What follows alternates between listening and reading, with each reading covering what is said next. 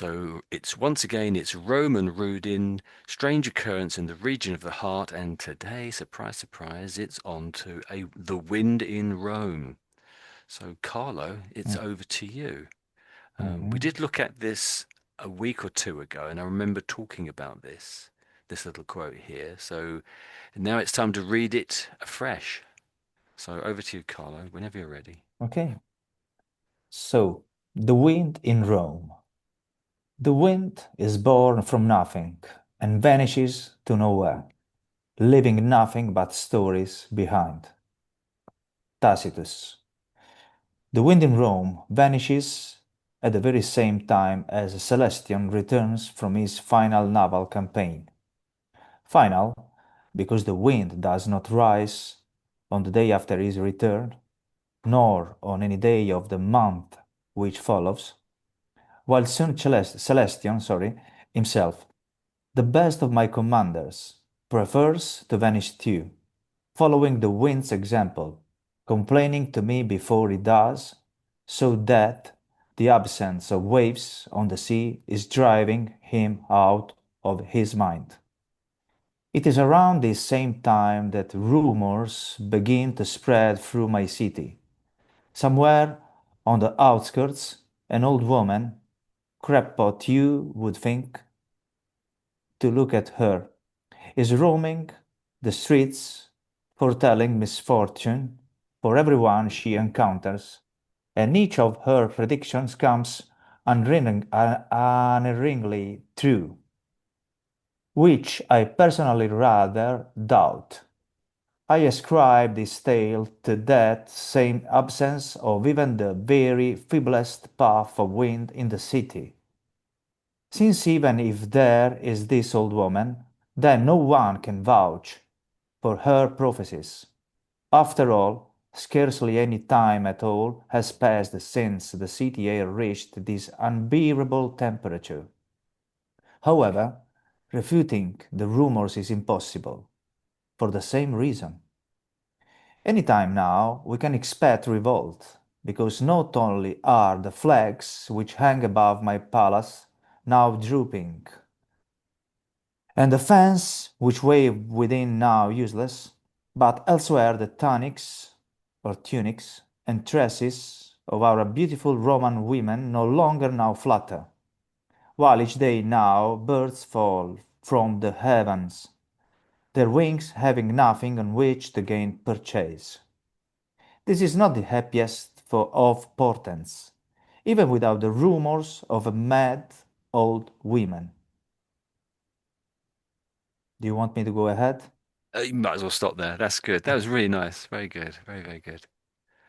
So, Ah.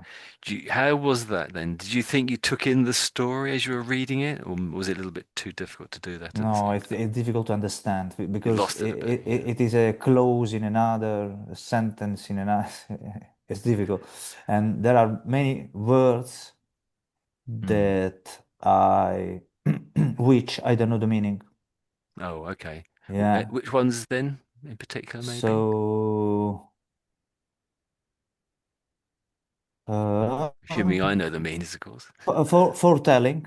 Foretelling, maybe it means to Hmm. forecast. Yes, that's Ah, basically the okay. meaning. Yes. So, Base yeah. meaning. Uh, Predict, basically. Yeah. unerringly. The second row of the second Yeah. So paragraph. that's unerringly. Un. Unerringly. So if you take the Unerringly. you take the UN off of it, it goes in the opposite direction. So the un means it's not. So if you err, it means you're making a mistake. So if you unerringly, it means you don't make a mistake. Does that make sense? So no No, mistakes. sorry. No mistakes. Okay. That's what it means. No mistakes, basically. So, no Yes. mistakes. Unerringly. What And about then feeblest? feeblest. Good. Yeah. You happy with that one, are you? Feeblest. No. Oh, Fee. It's not fee. Uh, the it's tariff, the fine. I don't know. No, no, sorry. no. So if you take the est bit off, Uh-huh. so it just becomes feeble. So if something is feeble, it's very weak. If I feel feeble in the morning, it Ah, might be because I'm ill or something. I feel very okay. weak. So very feeble. Yeah. The And they're most saying here feeble. the feeblest puff of wind. So it's very, a very, Mm, yeah, very yeah, yeah, weak yeah. wind, Now I sort of, got it. Okay, if any wind, I guess. I got it. Yeah, yeah. So a light wind. But actually, they're saying Ah, the absence.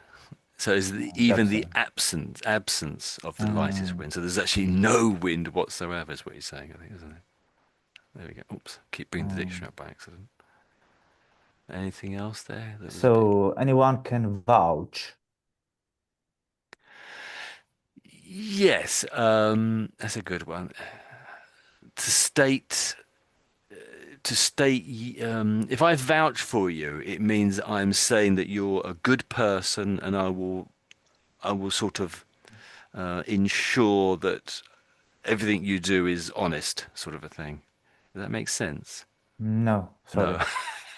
I So if don't. I vouch for you, I could say I'm vouching for you.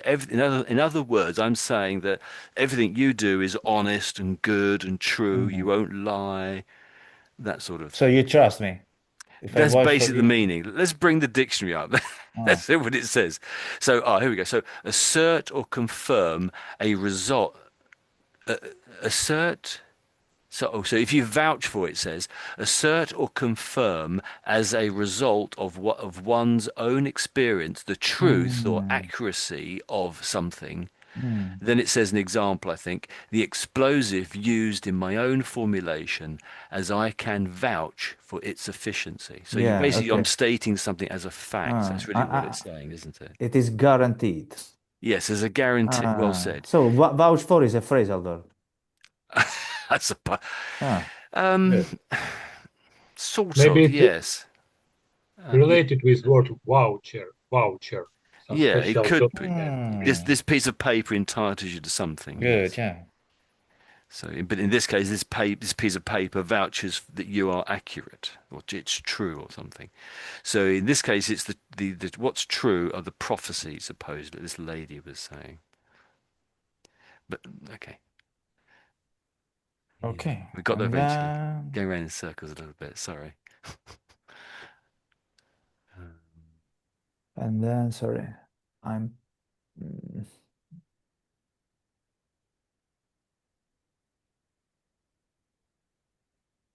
drooping. Oh, that was the flags, wasn't it? So if something's drooping, it means it's hanging down. Something is Mhm. hanging down. Could be anything. My head could be drooping because I'm a bit tired, so my head is bowing down a little bit. Mm, There you go. hanging down. Here it's Okay. flags. Mm-hmm. Okay. And then You had tunics, but you corrected yourself there. So tunics. what is a tunic or A tunic tunics? is the dress that Mm. a priest could wear, for Yes, example. yes, yes. Uh-huh. But It's these very are similar to Italian. Romans. Oh, but these are Yeah, Roman. Romans. So what are they in then in those days then? Hmm. Tunics. Yes, tunics. Hmm. Toga is in Roman style. Mm. It is called toga. Same sort. I That's don't know. right. I don't know in English. And this is Yeah, the that's it. That's dress. it. Yeah, but that's The that's the two words. That is it. mm, So, in Rome, the men and women wore tunics. tunics. That's something like. I think the men had short sleeves and the women had tended to have longer sleeves. But it's Mm. basically a kind of a dress or something. Very simple. You're Honestly, informal wear. It's uh, your informal wear during the day. historically speaking, Tony, Yes. Romans Yeah. did not wear, sorry, tunics. They wear toga. Toga is like a sheet Mm. that they envelope around their body. Yes. It is just one piece of Yeah. of Cloth. of cloth. I think it's And sort of so semicircular, I think, tunics isn't it? Isn't it are, semicircular, isn't it? Sort yes, of, roughly speaking. are yeah. I don't know the spelling, but Yeah, in that's Italian in is English, that's how toga. we spell it. Yeah. Sorry, said me again. I'm making it plural, but in English, that's how we spell toga or Ah, togas. toga. Yeah, So yeah. toga. Oh, okay. Well, Yeah. my understanding is that not exactly the underwear, but your everyday informal wear, people Mm-hmm. walking around the palace or at home would be Mm-hmm. in tunics, Mm. tunics. But if you were out in more formal, say in the Senate, Ah, yeah, you're right. and You're you right. you wore Mm-hmm. on top of that a toga, and that is a very large lot of cloth. And you could probably see a little bit of the tunic underneath of it. So, tunic isn't exactly the underwear, but it's just your informal wear that you would wear every day of the week when you're around your home in Mm. everyday life. But the slaves wouldn't have worn tunics; they'd have had, I don't know, You're right. Yeah, loincloths yeah, on yeah, or yeah. something. Yeah, so it's just it's because we're discussing the foreign language is difficult. Mm-hmm. So it's much more formal if you're wearing a toga. If you're going to a party or seeing Mm. the emperor or something, the emperor in Rome, you might definitely wear your toga. Yeah. And the togas and would have different colours on them and patterns and all sorts of things. So it was not so much that Mm-hmm. it was a very complicated sort of society. How you said what sort of Mm. what level you were in society, wasn't it? You know more about this than I do, I think. So that's tunics. Well done for that. It explained a great deal there. What Mm. about tresses? I think you I said that don't. reasonably well. What are tresses? I don't know. Maybe the same. Another kind of Related, yeah. cloth. Yeah. Oh, no, he said earlier in that sentence, or is it later? He says later, he says, our beautiful women. So when he says tresses here, this is the tresses of ladies, beautiful ladies' hair.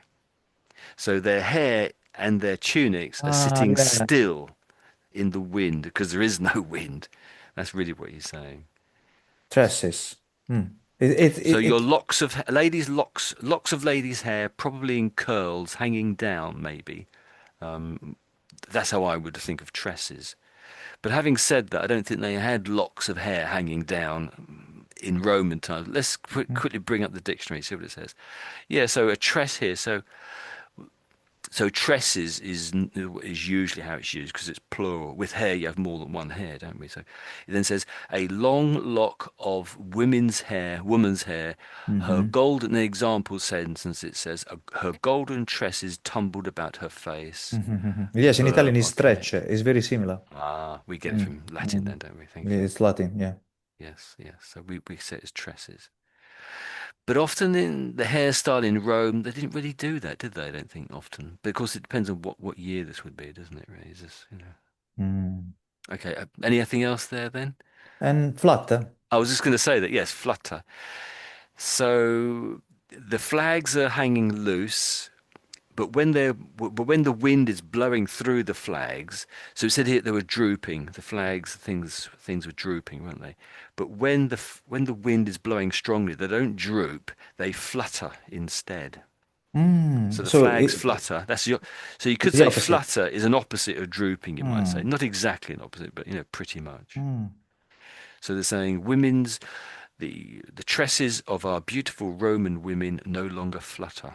So it's not the flags that's fluttering, it's the hair that isn't fluttering in So the wind. so we can say that a flag when Hmm. the wind blows, a flag Yeah. wave in the wind. Waves, yeah. Uh, Or flutters. Yeah. A flag Okay, waves around or flutters, you might wave. say. Yeah, that's it. Okay, So, right. well, interestingly here, I've just pointed the dictionary. It says of a bird, flutter of a bird, or other Mm. winged creature, fly unsteadily or hover by it, the, flapping the wings Mm. quickly and lightly. An example sentence, a couple of butterflies fluttered around the garden. Mm. But other things can do it, obviously. Okay, understood. Animals might flutter their wings, but Yeah. flags flutter too. What about, and this word, you said, so it's talking about fluttering. Mm. The hair's not fluttering. And then it goes on to say the bird's wings having nothing on which to gain purchase. So how can birds' wings gain purchase? What does that mean? What's it saying there? This is something of an idiom. It's not really an idiom, really, I suppose. It's more of the meaning of the word purchase. Purchase is sell. Common Yeah, that speaking, but not in this case, of course. yes, yeah, exactly, Uh, yes. I don't know, Tony, sorry. Okay, if I quickly read that sentence again. So, Yeah. while each day now birds fall from the heavens, their wings having nothing on which to gain purchase. So their wings can't gain anything to hold on to, or have nothing to hold on to. So you could say hold on to is what purchase could be used. In another word, another meaning for purchase is have a grip or hold on to. That's what it means. Purchase. Does that make sense? I might Yeah, say, if I'm trying to push a car or pretty. push something, I might say, I have nothing to gain purchase on here. I can't move the car or the door or whatever it is I'm trying to move Mm, because I've got nothing to get a grip on. Yeah, strange. mm. Strange, isn't it? That's another word. Another one here. What about portends? It's the same in Italian. Portents is a Ah, miracle. It's something yeah. of in a natural event, no? Hmm. It's something that turn out not every day, for example, or Yeah. Unusual, that strange. that man is a portent, that it's a natural force, a natural, I don't know how to explain, but it is quite similar to Italian. In Italian, we say portento, But yeah, I was going to say I portento, was pretty sure it's potential. portento, yeah, portents. It's plural, of course. Here it's plural Mm, here. mm, We've changed the meaning very slightly from the Latin, I think. For us, a portent, it is similar that in that it is something that's unusual, something that wouldn't normally happen. But a portent here, it's not predicting. It's I was going to say auguring. It's saying to some people that something is about to happen. mm.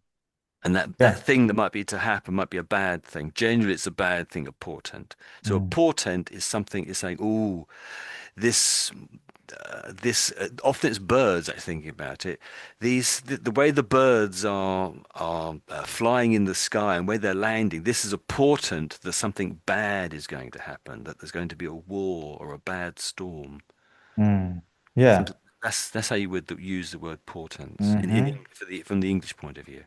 Is that similar to the Italian or? Yeah, yeah, yeah. Oh, It's okay, similar. It's the same. okay. But in Roman times, they often looked at birds, and we were just talking about birds in this sentence, weren't we? So Yes. the birds, oh, that's the birds falling out of the sky, wasn't it? That's right. So that is a Mm. To portent. forecast the future. Yes, that's it. Mm. Some kind of a forecast. Mm. So that's it. Yes. Yeah, good. Now, I would say this is really quite tricky to read. Um, I might be This. wrong, but looking from there down to there, that is one sentence. There's only one full stop right at the very end. And so there's lots Hmm. of commas in there, and that's really quite tricky to read, isn't it? Hmm. And I think he's done the same thing here, the writer, so I can't see any full stops there. So once again, there's no full stops there till you get to, my goodness, not there, is it? I think that is one sentence. No, no, that's a sentence there, isn't it? That's one whole sentence, I think. So you actually did very, very well because you never really know exactly where to stop and start and where to give emphasis. So it's really tricky. So a sentence really has a full stop at the end. And when you have commas, that's sort of like a bit of a break, or you know that a little phrase is coming up that tells you something extra, maybe. There's a semicolon here. Who knows what that's going to say? But again, so Mm. it's quite a tricky thing, quite a tricky read that. And once again, this block here looks like one sentence pretty much. So Mm. yeah, it is tricky. Yeah, it is tricky. Um, Very tricky. so let But me just read that one little yeah, block there, and let's see how I can mess it up. So right. Thanks. I'm all okay, ear. I'm all ears. I'm all ears. That's a little idiom again. I'm all Yeah. ears. So I'm it's as if studying. as if there's all ears over my whole body, waiting to Yeah. hear what's going to be said. Yeah. So here we go. The wind in Rome vanishes at the very same time as Celestian returns from his first naval campaign. Finally, because the wind does not rise on the day after his return, nor on any day of the month which follows. While soon Celestian himself, the best of my commanders, prefers to vanish too, following the wind's example, complaining to me before he does so that the absence of waves on the sea is driving him out of his mind. That's really quite tricky. There's a lots of little. I'm going up and down in lots of different ways. Um, so in the middle is this little phrase here. So it's a little detail he's throwing in, and it tells us that this Celestian guy is a commander, and he's also one of the best commanders. And it's just extra information. There's lots of little bits like that, so it's really quite tricky. So do you want to try it once again, maybe? Yeah. I don't know. Would that help? I don't know. That little bit Mm-hmm. there. Yeah. So, the wind in Rome vanishes at the very same time as Celestion returns from his final naval campaign. Final, because the wind does not rise on the day after his return, nor on any day of the month which follows, while soon Celestion himself, the best of my commanders, prefers to vanish too, following the wind's example, complaining to me before he does, so that the absence of waves on the sea is driving him out of his mind. Yeah, I thought that was fantastic. It was Yeah. really good, actually. Very good. Now I was understanding Yeah. while I was reading. Yes, you're getting it a Yeah. bit now. Yes, the meaning is flowing into your mind. Couple of little words there. And I think both times you read it out, I think you said this word the same way. So we say this is naval, I naval. I said naval. Yeah. Yes, that's right. So this is to do with boats, or the military at sea, effectively. Yeah. The navy, something like that. So that's Hmm. naval. Naval. We say naval. Naval. Mm. And I think it was the word. So with the W in follows, you seem to be saying that as a V or double V or something. Yeah. So no, so we say that as follows. Without Follows. V. Follows. All Yeah, right. that's it. It's just if it's just an O on the end, you might say. Follows. Yeah, that's it. Yeah, you've got Mm. it. Yeah, follows. Thanks. Um, and I think there was the word something like two or something. Yeah, there was the word two here somewhere. I can't think. T double O. I can't see it on the screen now. In that same box. Vanish too. That's it. Mm. Yeah. Is it double O or is it T double O? T W O. Mm. Oh no, there is there. Yeah, vanished two. So we just say that as two, two. So Two. two.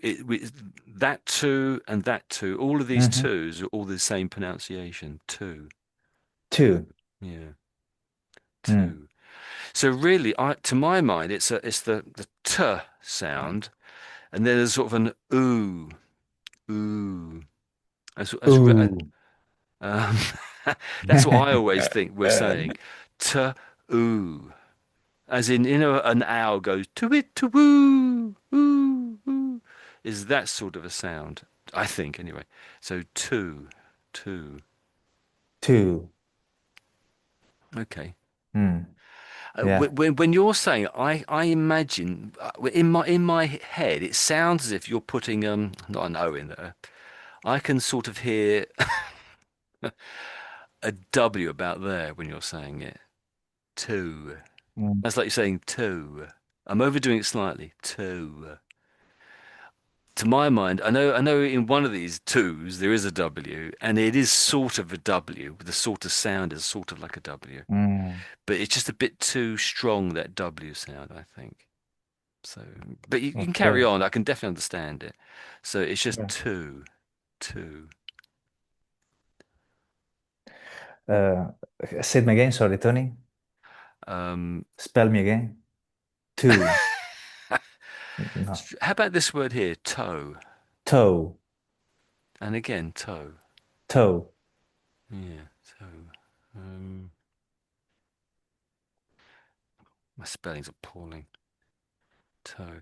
So these two words are exactly the same pronunciation. You can't tell the Mm. difference. So this one here is if you're towing a car or towing a caravan or towing something behind you, that's Hmm. this one here, towing. And this is the toe on your foot. Yeah. So toe, toe. Toe. Um,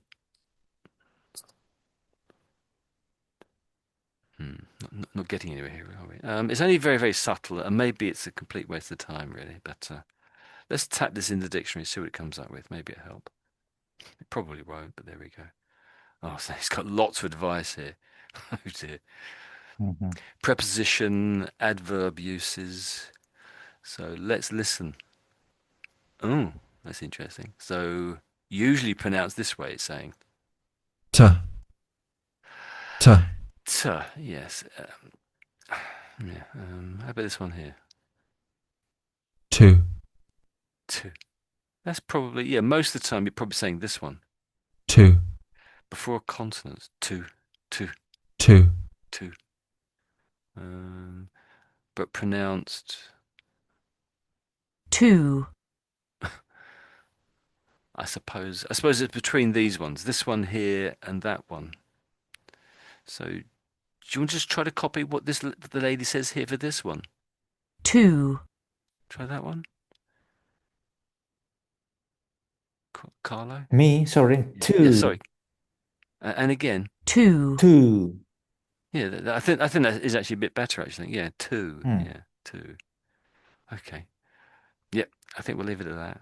Okay. Tony, my apology, Yes, but you have to I go. have to go. Sorry, very sorry. Yes. I'm Yeah, really no, no, sorry. that's And okay. but we will see next time. Tomorrow uh, I subscribed for tomorrow, Okay. but I have You to might will attend. not be able to make it, you're saying. Yes, I have to attend Okay. to my English class here in Italy because Yes. I'm trying to get the C1 level. I don't know if I can manage, but I have lesson and I forgot when I subscribed the lesson for tomorrow, the class for tomorrow. Anyway, I'll let you know. I will let you know. Okay. All right? Okay. Bye bye, Bye-bye. everyone. Thank you. Bye bye. Bye-bye, Carlo. Right. Okay. So, so guys, any questions about this little bit here that we've read out? What do you think? Any questions about any words here that we sort of went over too quickly? Find out the main meaning of it, yeah, because I'm confused Okay. a bit. How about I read this page out again, and then Ruslan, it might be an idea if it's in your time to read it out. So I'll read it out now, and I'll stop every paragraph, hopefully, and give an explanation of the story at every paragraph. And then when I Okay. finish, then it's over to you, Ruslan, to read this same page, perhaps. We'll see how it goes anyway. So I'll do that now, hopefully, then for you. So, The Wind in Rome, that's obviously the title. Then it says, and you notice the type is slightly different up here than it is sort of down here, isn't it? It's just slightly smaller, and it has Tacitus here.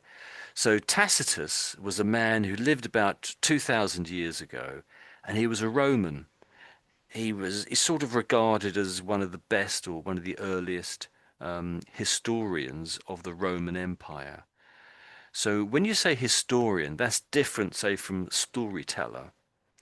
In that an historian will hopefully come down to facts and dates and then ascribe things to certain people. So this person did this thing on a certain date, and this is what happened. That's what a historian does.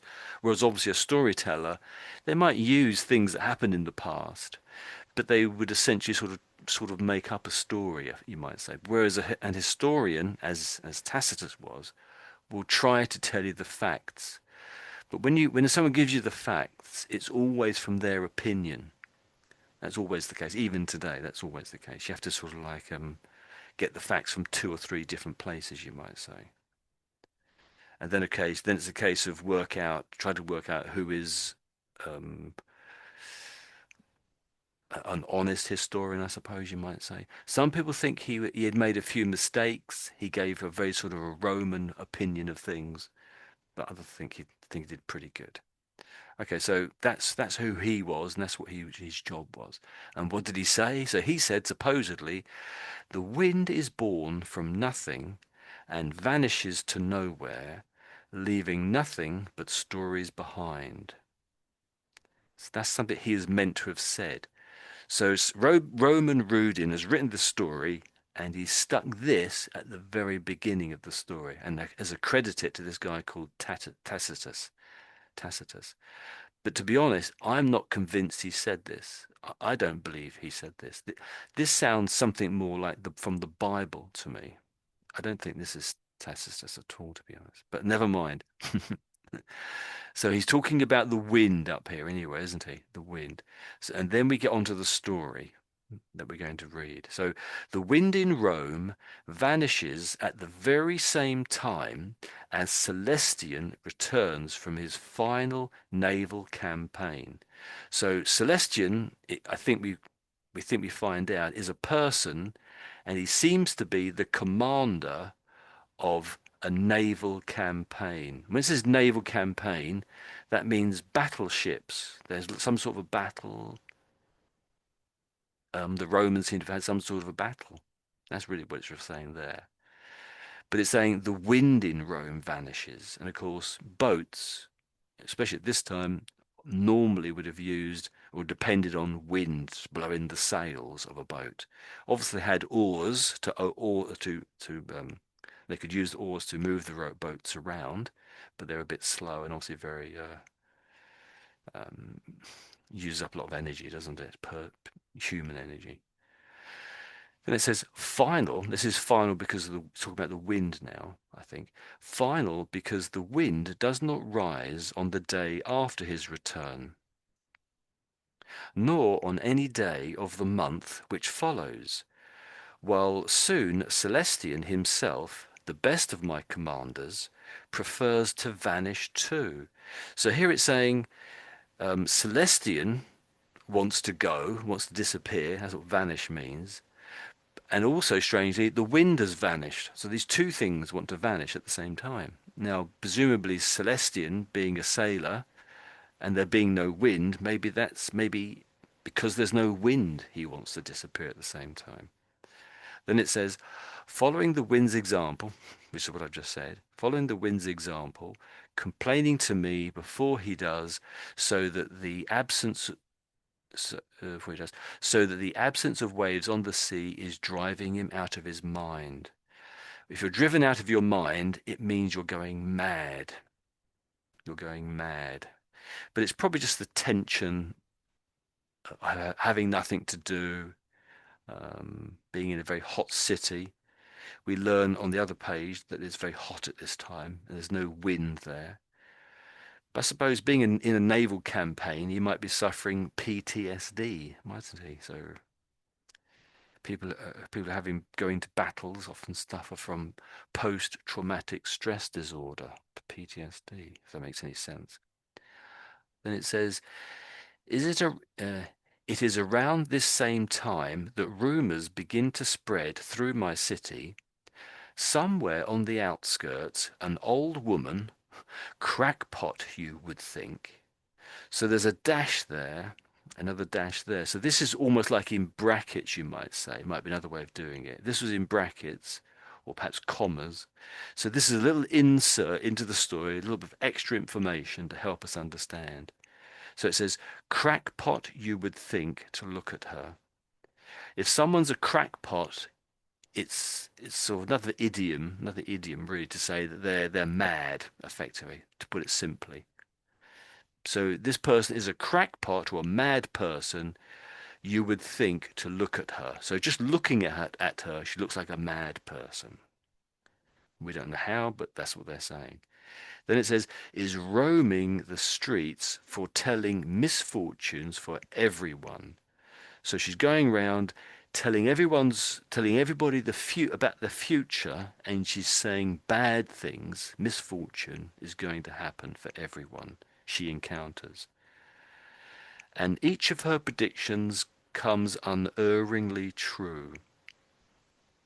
You could have missed out unerringly, really, or it almost doesn't need to be there. So in other words, you could say each of her predictions comes true. So I just missed the word out then. So if something's unerringly, it means it's completely without fault. Everything is correct about it. Everything is correct. There's no mistakes in it whatsoever. But then he says, which I personally rather doubt. So in other words, he doesn't believe it. Okay, so does this make sense so far? Everything I've just read, and have I sort of gone a bit too fast? No, it's okay. It's okay. Yeah. Okay, Now it makes sense. Yeah. bit more sense. Okay, then it says, so we don't really know who is saying all of these words at the moment, but I think that comes out in a few lines' time. We don't really know who's speaking to us. It's just this page is speaking to us at the moment, in terms of who in the story is saying all of this. So he then says, I ascribe this tale to that same absence of even the very feeblest puff of wind in the city.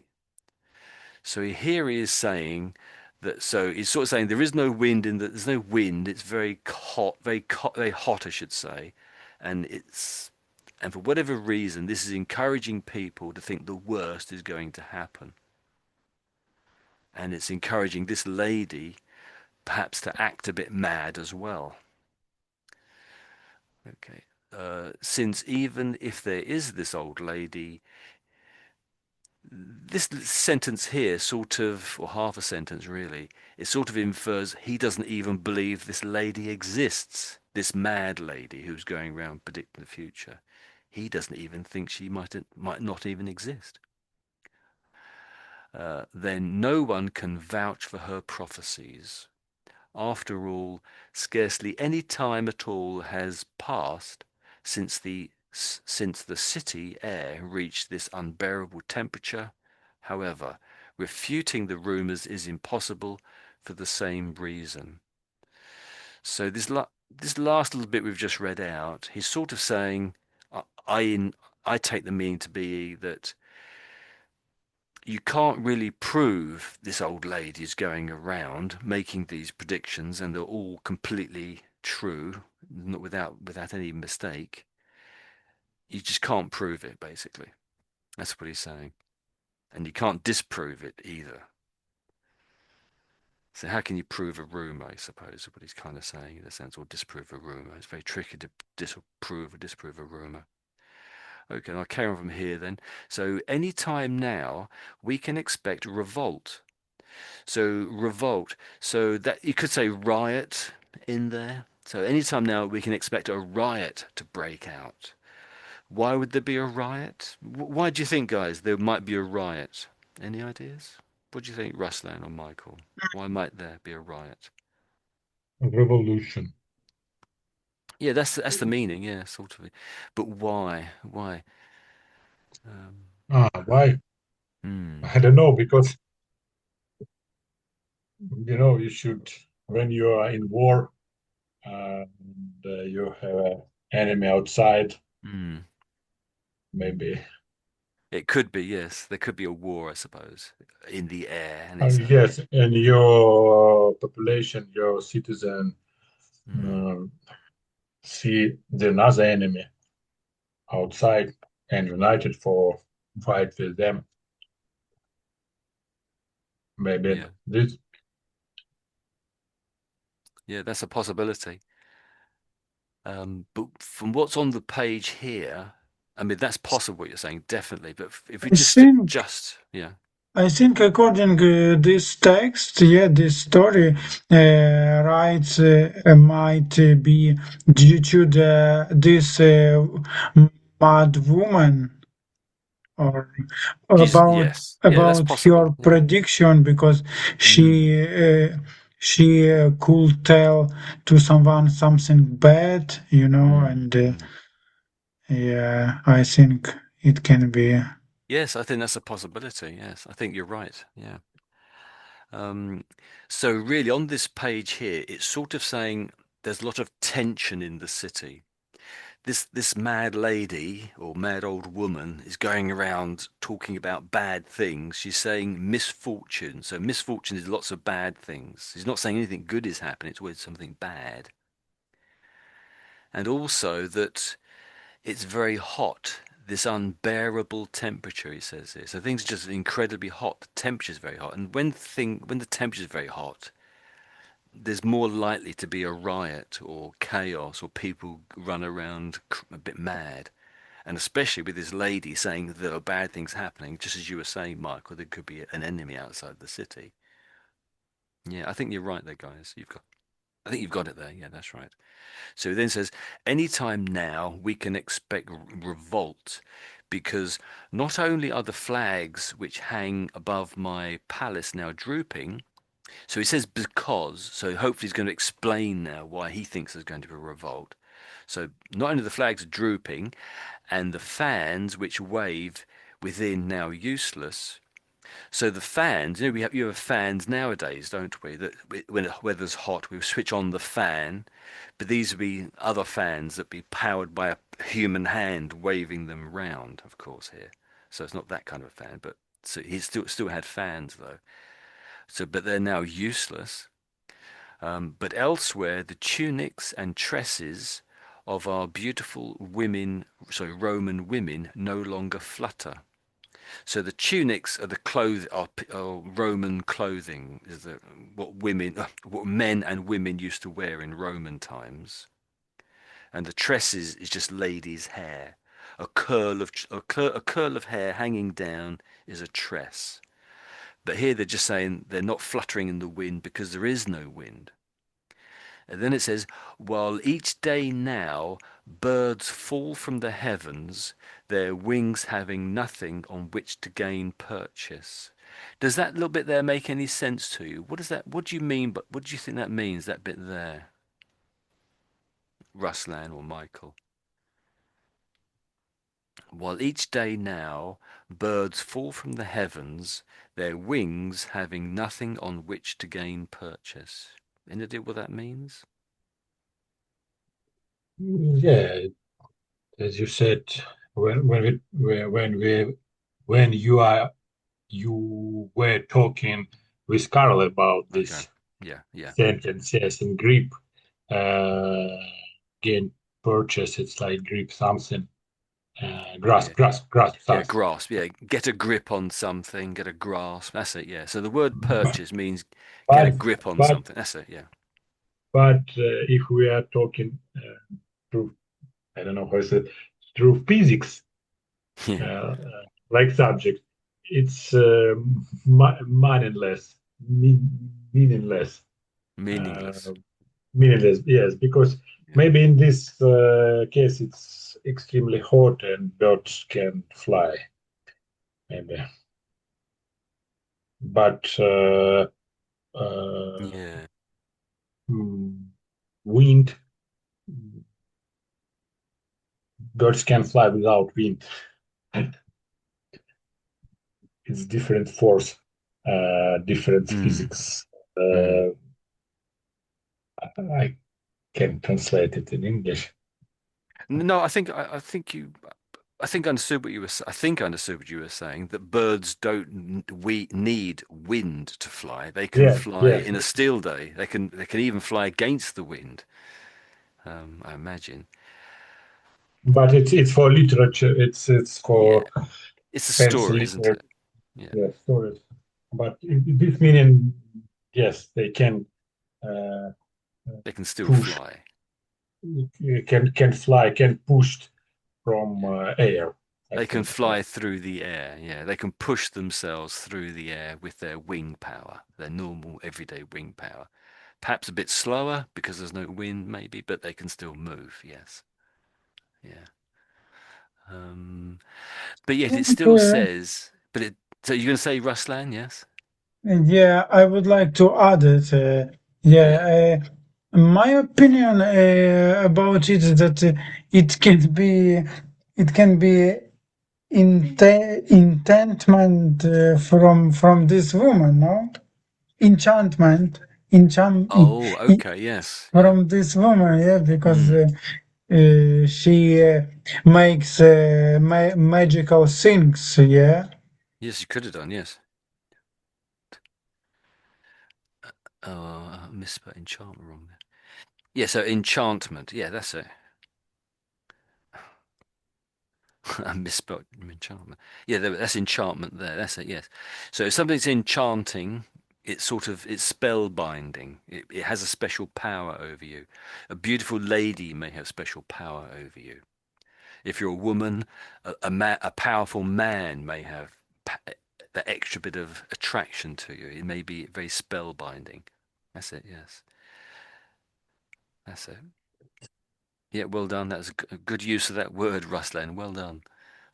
Okay, so, but the other thing to bear in mind that for the Romans, and you might not really know this really, the story doesn't really tell you, um, the Romans regarded birds as like messengers from God in some way.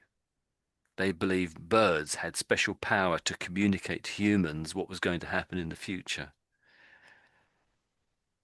And if you see birds falling out of the sky, that sounds pretty bad. And that's why it mentions this word portent. So if something's a portent, it's predicting something about the future, it's giving you information about the future. And it would normally, in these times, it would need somebody to explain what it meant. So a bird falling out of the sky, it's bad, I know, but what does it mean? And hopefully some special priestess or priest would explain it. We still use the word portent today, but we might say, oh, bad, very high inflation figures portents something bad in the economy. Something like that we might say nowadays. So we might be more scientific, but then they'd be a bit more spiritual or enchanting. Okay, so this is not the happiest of portents, even without the rumors of the mad old woman. So there's three things that are bad that are happening. So there's a lady running around, a mad old lady running around and predicting misfortune. She's predicting bad things. There's no wind and it's incredibly unbearably hot. And also there are birds falling out of the sky for no apparent reason. And people just think that's a bad portent. It predicts bad things about the future. So that's the story there. So, Ruslan, do you fancy reading this again, if you want? Yeah, But yeah, I will try. maybe from here though. You don't have to read all this beginning bit if you don't want to. So over to Okay, you, Ruslan, whenever you're ready. no problem. Okay. Uh, the wind in Roman vanishes at the very same time as Celestion returns from his final naval campaign. Because the wind does not rise on the day after his return. No on no on any day of the month which follows, while soon Celestion himself, the best of my commanders, prefers to vanish too, following the wind's example, complaining to me before he does, so that the absence of waves on the sea is driving him out of his mind. It is around this same time that rumors begin to spread through my city. Somewhere on the outskirts, an old woman, a crackpot, you would think to look at her, is roaming the streets foretelling misfortune for everyone. She encounters and each of your prediction comes unerringly true, which I personally rather doubt. I ascribe this later to that same absence of even the very feebly, feeblest puff of wind in the city. Since even if there is this old woman, then no one can vouch for her prophecies. After all, scarcely any time at all has passed since the city air reached this unbearable temperature. However,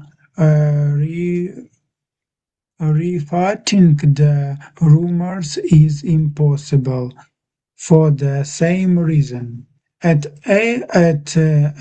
any time now we expect revolt because not only are the flags which hung above my palace now dropping, and the funds which wave within now useless, but elsewhere the tunics and dresses of the beautiful Roman woman no longer now flatter.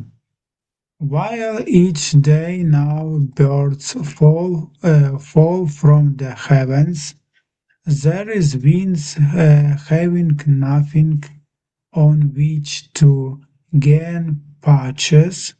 This is not the happiest of portents, even without the rumors of mad old woman. Yes, that's nice. Thank you. Thank you. Thank you. So any words you want to go back over on? Back with the meaning that you Yes, forgot, or I okay. would like to say it again, yeah, but I need to just how about final novel campaigning? Yes. So naval, final Naval. naval. Yeah. Okay, So, final naval. so if I just quickly jump in a second. So if I just tap that word in here. So naval there is to do with boats. So it's come up with Naval Academy, Naval Air Station, Naval Architecture. These are just some of the words that might come out with it. If I change one letter and put an E there, let's see what happens now. So this is another word. It says navel gazer, navel ill, and navel orange. So this is another word. So let's just look at both these words for half a second. So I think I said enter. No, did I say enter? No, search, I mean, sorry. So there's navel and naval. They're both the same sound, I guess, but slightly different meaning. Well, completely different meanings, really. So this is with an E, and it says, your navel is the small hollow just below your waist at the Mhm. front of your body. So it's your belly button. Yeah? So this is your Yeah. navel is your belly button. Yeah? Where the Okay. umbilical cord was. So let's hear it for a second. navel, Navel, and it's exactly the same pronunciation as the other one. So if you change the E to an A, it's to do with ships and boats and stuff, and the navy, the Royal Navy, the fighting force, etc. So, but they're both the same sound. So naval. There we go. Okay. So Naval final naval campaign. Okay. Anything else? campaign. Commanders. Did I say it correct? It's pretty good. Yeah. Commanders. Commanders. Commanders. Yeah. Okay. Okay. Meaning. Absence. Absence. Yeah. Ah, So if something's absent, it's not there. Uh, So eh, that lady who's meant to come along, she's to this class today, she's absent. Someone didn't turn up today, so they are absent. Yeah. absent. But this is a Oh, this is absence of waves. So that's basically saying there's no ah. waves. Yeah. Okay, okay. The word I was Absence. just saying about someone not turning up, that's with a T on the end, so absent, absent. But here Okay. they're talking about the absence of waves, which is, yeah, that's correct. The correct use of the word there. So yeah, that particular sort of Okay. adjective.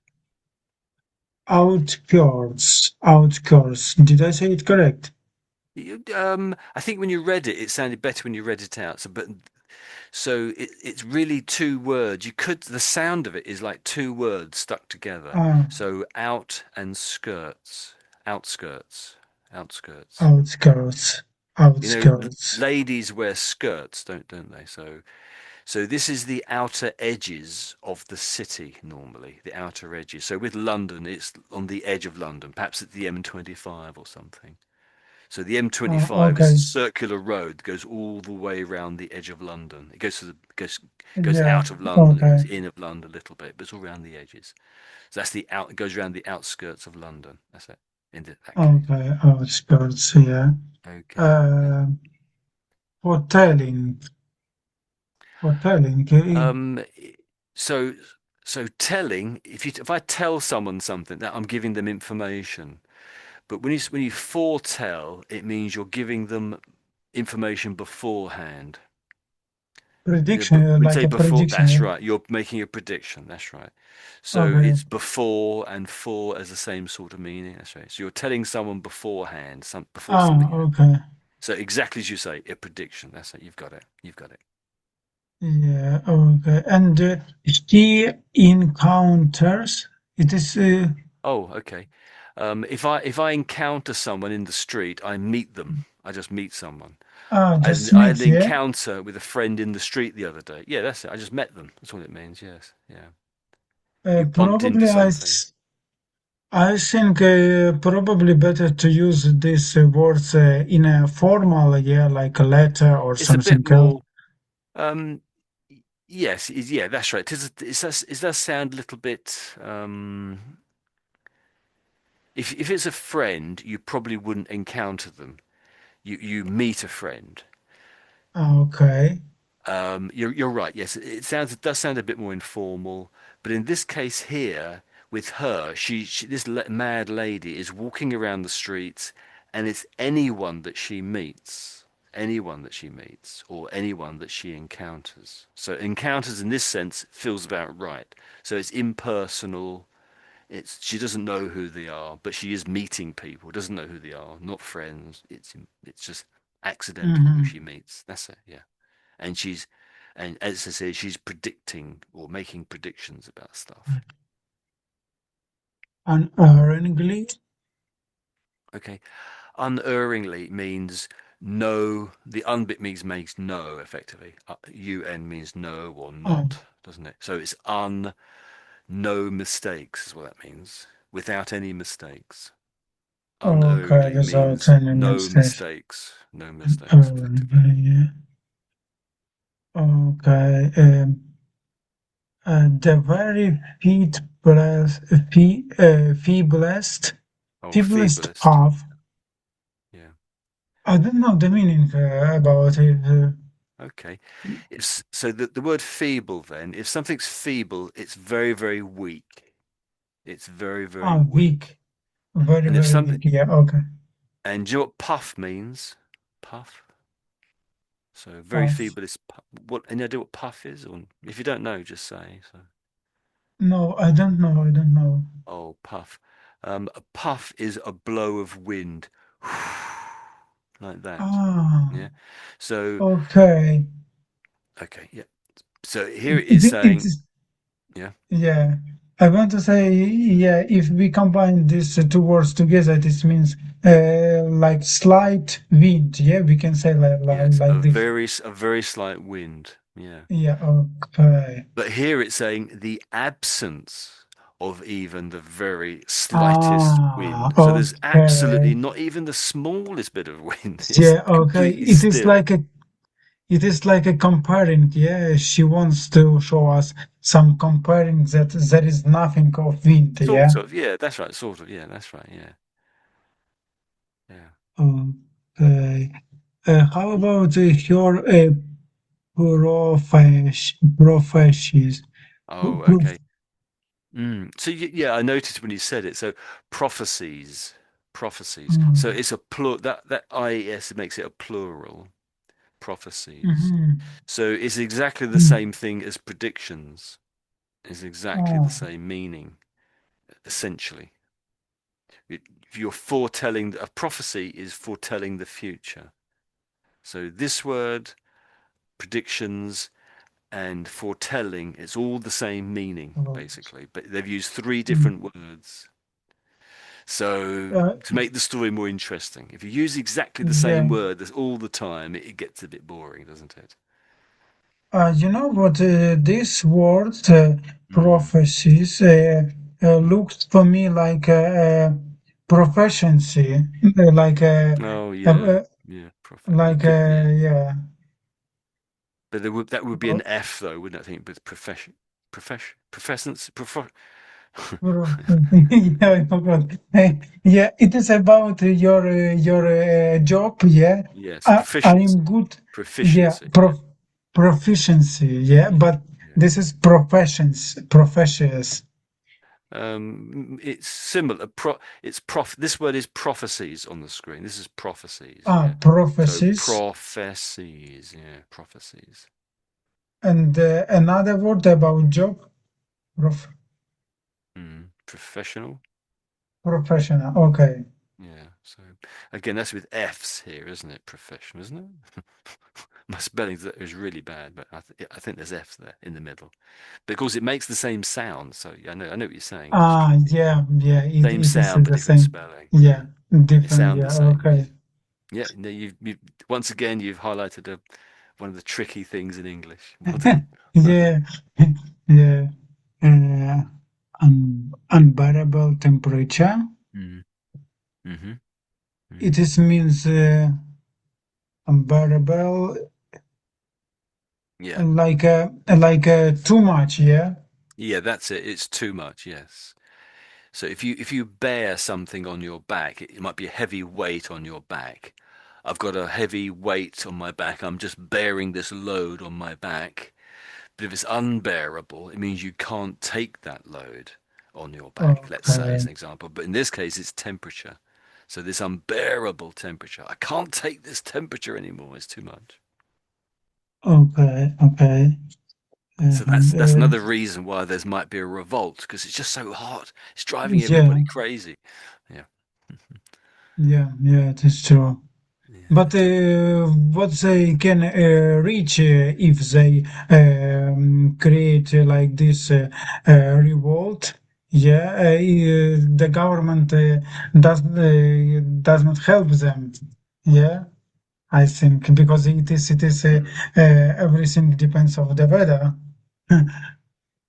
Yeah, well, yeah, exactly, really. And 2000 years ago, I think people were much less were left to their own devices to sort their own sort of lives out, weren't they? Sort of nowadays, there's all sorts of services, aren't there, really?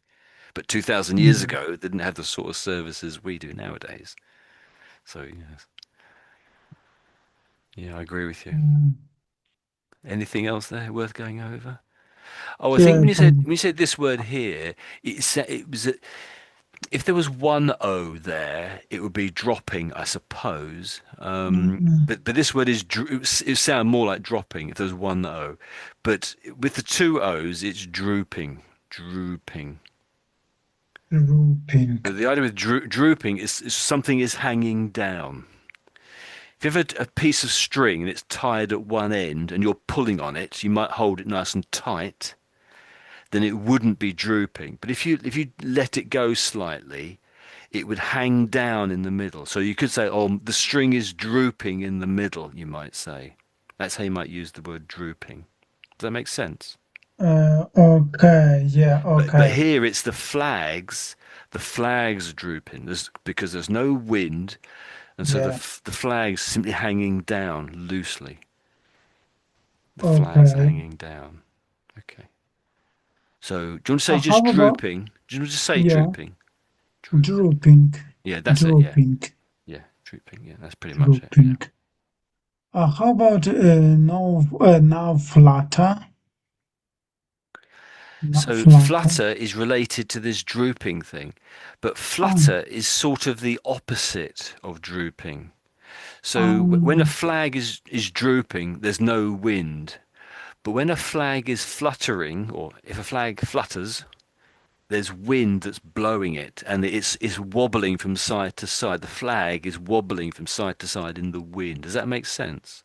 yeah, So it doesn't okay, hold it perfectly still, the flag, when the wind is blowing. It sort of blows from the left to the right, to the left to right, but it hangs sort of straight out. Hopefully that okay. makes sense I anyway. got it. So Yeah, the wind has got it anyway, that's what it's saying. But it says no longer fluttering, so there's no yeah. wind No again. longer flutter. Yeah, Yeah. okay. We've done And purchase. yeah, Um, yeah. purchase. Yes. And last one probably portents. Okay. Portents. Yeah. So It- portent, strangely, it's yet another, it's sort of related to these other words we've done. So portents, it's sort of similar to prophecies and predictions and foretelling. It's not Okay. exactly the same meaning this time. It's not exactly the same meaning, but it's related. So you would have them in this. You would have in these. All these words would occur in the same story. But a portent is a thing that happens that tells people that there's something else about to happen. So a portent predicts the future, you might say. So if there is a portent, you could. It's not exact. You could say this is a portent, but no one thinks of it as one. And I think they say something like, if it's red sky at night, Okay. it's good weather the next day. Is that correct? I think they say, Ah, effectively. So yeah, you could say yeah, that's a yeah, yeah, yeah. portent. You could. I think that's right. I Okay. might be wrong, but you know. Okay. But in this story, the portent here are the birds falling out of the sky. Where does it say that? Yeah, birds fall from the heavens, and that is the portent. So what does Ah. it mean when birds fall out of the sky? Well, I don't know, to be honest, but they believed something bad was going to Mhm, happen. mhm, mhm. But what, I Yeah, don't know. probably, you know what, if we search it in a Google, Mm, yeah, and yeah, probably it probably. show Yeah, us the answer. Yeah, yeah. yeah. Mm. Okay, thank you for Okay, that. there we go. Okay, so well done, well done. Mhm. Um, so Michael, do you have any questions about this page here? You're very, very patient, Michael, if you haven't sort of fallen asleep, because you've been there about an hour in silence almost. No, no, no. I'm listened. Yes, yeah. So do you have any First one with questions or anything with there? first time with Carlos, second Yeah. time with Ruslan. So it's the third time. Yeah, you know this off by heart now. Okay, so now it's your turn, Michael. So, but do you have any questions about this page here? Or nothing at all, okay? No, no, no. It's completely understandable. Fantastic. Okay. So I'll read this last line at the bottom here, then I'll hand over to you to read the next page, if that's okay. So, Yeah. so here we go. So, the smooth, nay, flawless mirror of the water in the bay where the entire Roman sailing fleet, I imagine the next word must be.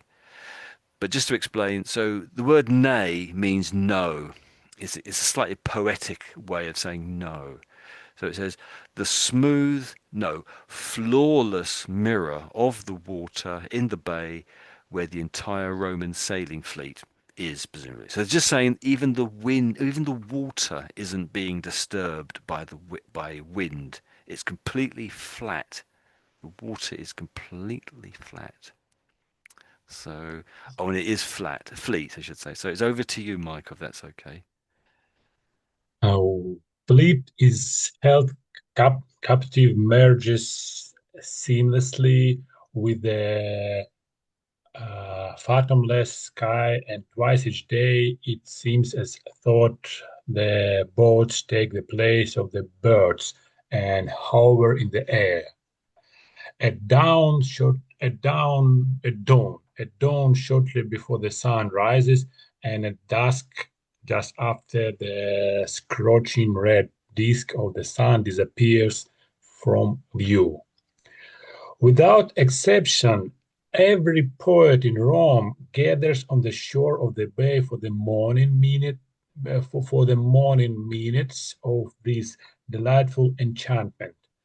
And those among them who manage to catch their restless muse by the toy of her sandal in the morning repair to the shore in the evening, too, to declaim to the appreciative exclamation of the city's residents, anything which, or so the poets believe, might divert the Romans, who are dejected from the lack of wind. I'm also in the I'm also in the habit of spending my evenings on the shore, he hearkening hearkening to the poets and drinking in the sight of the triremes hanging in the air. And one day I hear one of these poets loudly recounting the tale of a nameless grandee who spends his days and nights surrounded by courtesans.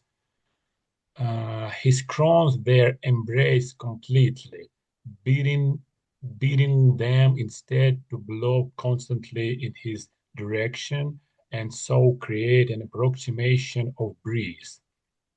He is no miser.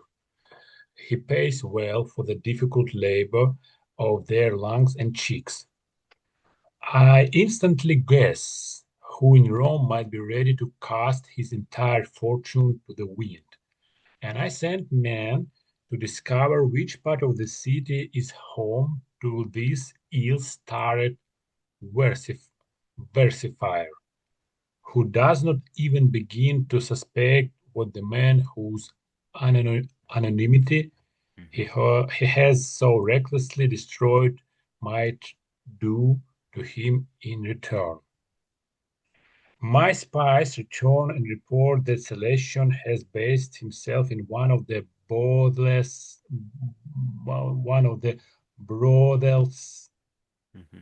brothels, Hmm. brothels in the eastern outskirts, and that the women within are cooling only him, no others, with their ex, ex, exhalations, Mm. while that ambitious rhymer who, quite unaware he was doing so, revealed the location of my general is merely one of those who got shot shrift following the latter's appearance in the establishment. Yes, that, that was really good. I like that. Very good. I thought you really brought out the meaning. The meaning really came out. I loved how you said this bit. You said, I instantly guessed. That was great. You really believed that bit there. That was fantastic.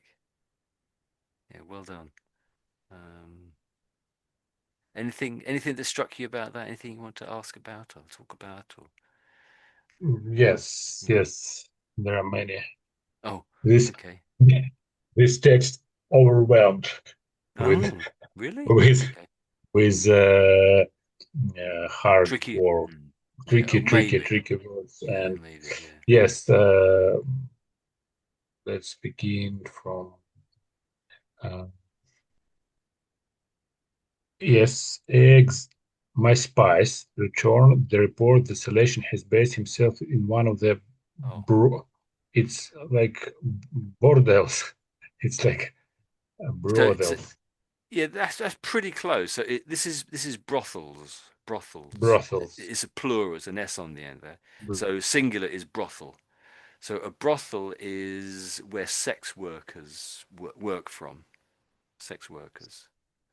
So I can't And think of another word. yes, yes. Bordel. Yeah, Is bordello you're going to say, were you?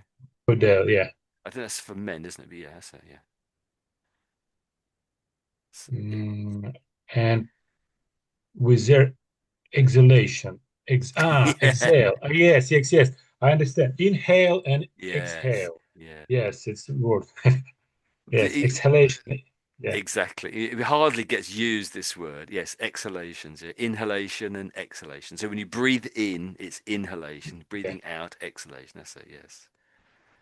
Just to quickly go back, so the word brothel here, sort of relates to this word up here. So these are the people that might yeah. work in the brothel, but high class. Courtesans. Yeah. A courtesan is a high class sex worker, a very expensive high class worker. Yes, anything else there?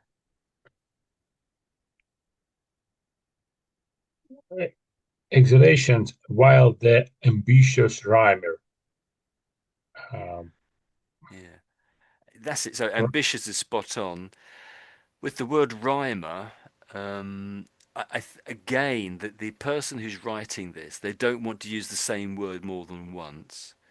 So this word here is exactly the same as rhyme. So this is a person who makes rhymes. yes, it's And it, writer.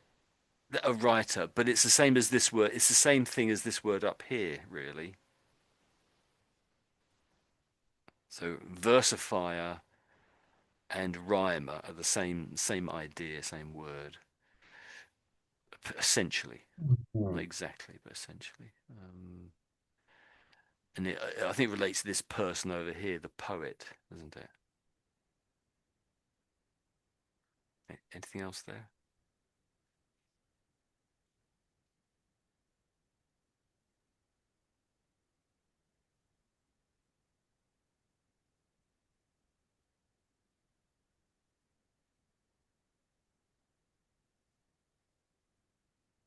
I lost the meaning of this.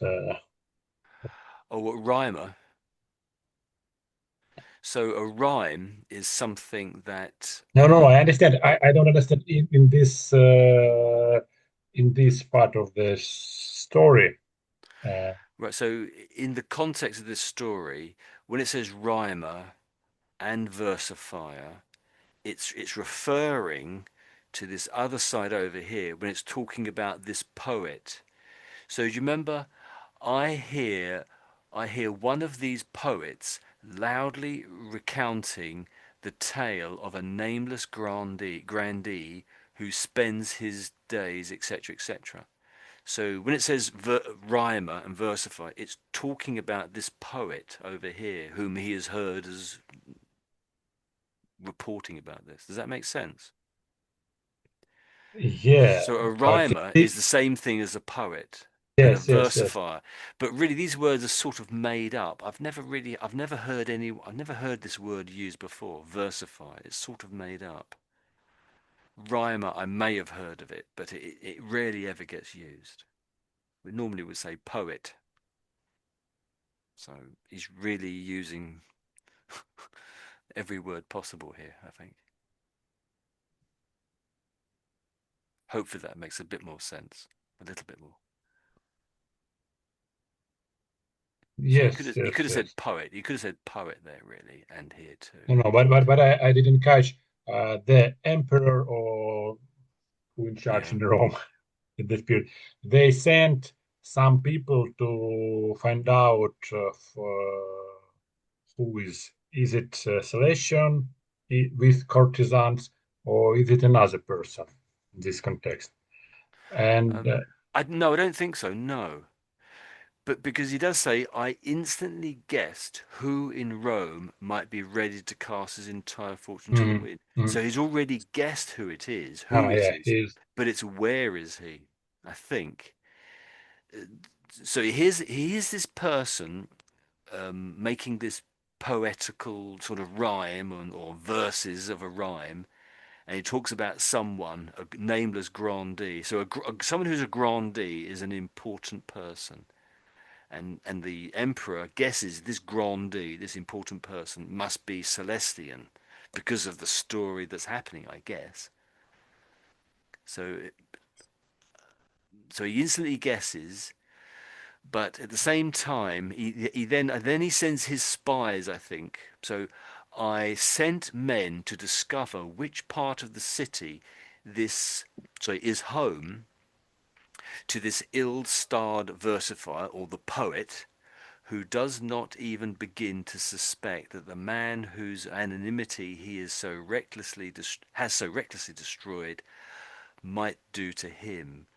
So this person whose anonymity might have destroyed, that's Celestian, but this is the emperor who's saying it. So it's a bit confusing and it's a bit sort of convoluted. It's really sort of mixed up.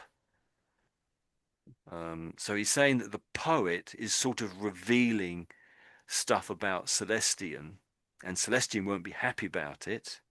But it's the emperor who's saying it. We're assuming it's the emperor, of course. I think so. It is a bit sort of involved, and it's not obvious. It's not obvious. Um, Then it says, "My spies return and report that Celestian has based himself in one of the brothels or sex workers' homes or whatever it is in the eastern outskirts of the city, I guess. And the women are cooling him, and only him, no others, with their breath, effectively." And then it says, so that's Celestian. That's what's happening to Celestian. Then it says, Mm. while that ambitious rhymer, and we don't know who that is, that's the poet, while that ambitious Right. rhymer who revealed roughly the area where he must be, who is quite unaware who he was doing, so what he was doing, who, quite unaware he was so doing, revealed the location of my general is merely one of those who got short shrift following the latter's appearance in my establishment. So it's really quite complicated, that last sentence there. But what are you saying, and or revealing even, is that so it says short shrift. If you give someone short shrift, it means you don't really pay much attention to them, that you might not respect them very much because perhaps they've been rude to you or something like that, and you don't really give them much attention. You sort of ignore them a little bit. So who's getting the short shrift? Who's getting ignored? It seems to be the poet, because he revealed the location of the commander. So if I read that again, so with their exhalations, while the ambitious rhymer, who quite unaware he was doing so, revealed the location of my general, is merely one of those who got short shrift, got paid no attention to, following the latter's appearance in my establishment. So when he says the latter's appearance in my establishment, he's saying that one of them is now in the palace with him. It is a little bit confusing, that last bit there, but that is sort of clear in a sense. It's sort of very compact, all the information there. Does that make sense? Probably Yeah. not. Yeah. Okay. Anything else there?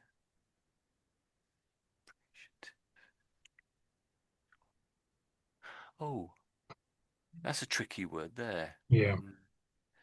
So if you hearken to something, you're listening to it. You're paying attention, particularly if you Hearken. hearken. Yeah, Hearken. yeah. It's only written. I don't. We may. I think it was last used in Victorian times, say 100 or 200 years ago. We don't really use the word nowadays, but it's literary, I suppose. Really, hearkening. Oh, what about declaim? Maybe there's a few words here. So poet made. So if something's in, we said before, if something's enchanting, it sort of captures your attention. or it could even be sort of slightly magical. If someone's enchanted you, it might even be a magic spell. But it might also be that you're just in love with them. And maybe love is a magic spell. We've had Muse before, haven't we? Muse. I think we know Muse. So a sandal is footwear. Footwear, of course. Um, evening too. So declaim. If you declaim something, you're sort of declaring something out loud. You're saying something out quite loudly. So it sounds like a performance. Um, a, an actor might declaim his words in a in his performance. You declaim is this sort of saying it quite loudly for the hearing of other people. That's what really declaim means. Anything else there? The meaning of this paragraph. Without expectation, every port in Rome gathered on the shore of the bay for the morning minutes of the delight of enchantment, yes, and those among them who managed to cut their restless muse by the toe of her sandal. Ah, Mm, ah, toe of muse sandal, yeah. In mm. the its figurative meaning to catch a small piece of the muse, yeah.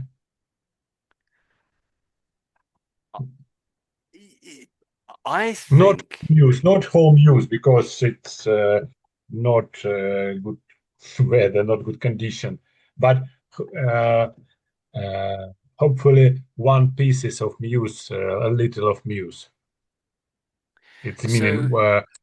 try to catch by the toy of your sandal in the morning Mm, repair. Sandal muse mm. Um, or misunderstand, or I misunderstand. I think there might be an element of that in there. It's so sometimes when you read something, there's several different ways you could look at it. And it might be that the writer wants you to take both of those meanings, or two, or several of those meanings. So it might be right what you're saying. I don't know if I've fully understood what you're saying, but so first of all, remember we said previously, perhaps in another story, the previous story maybe even.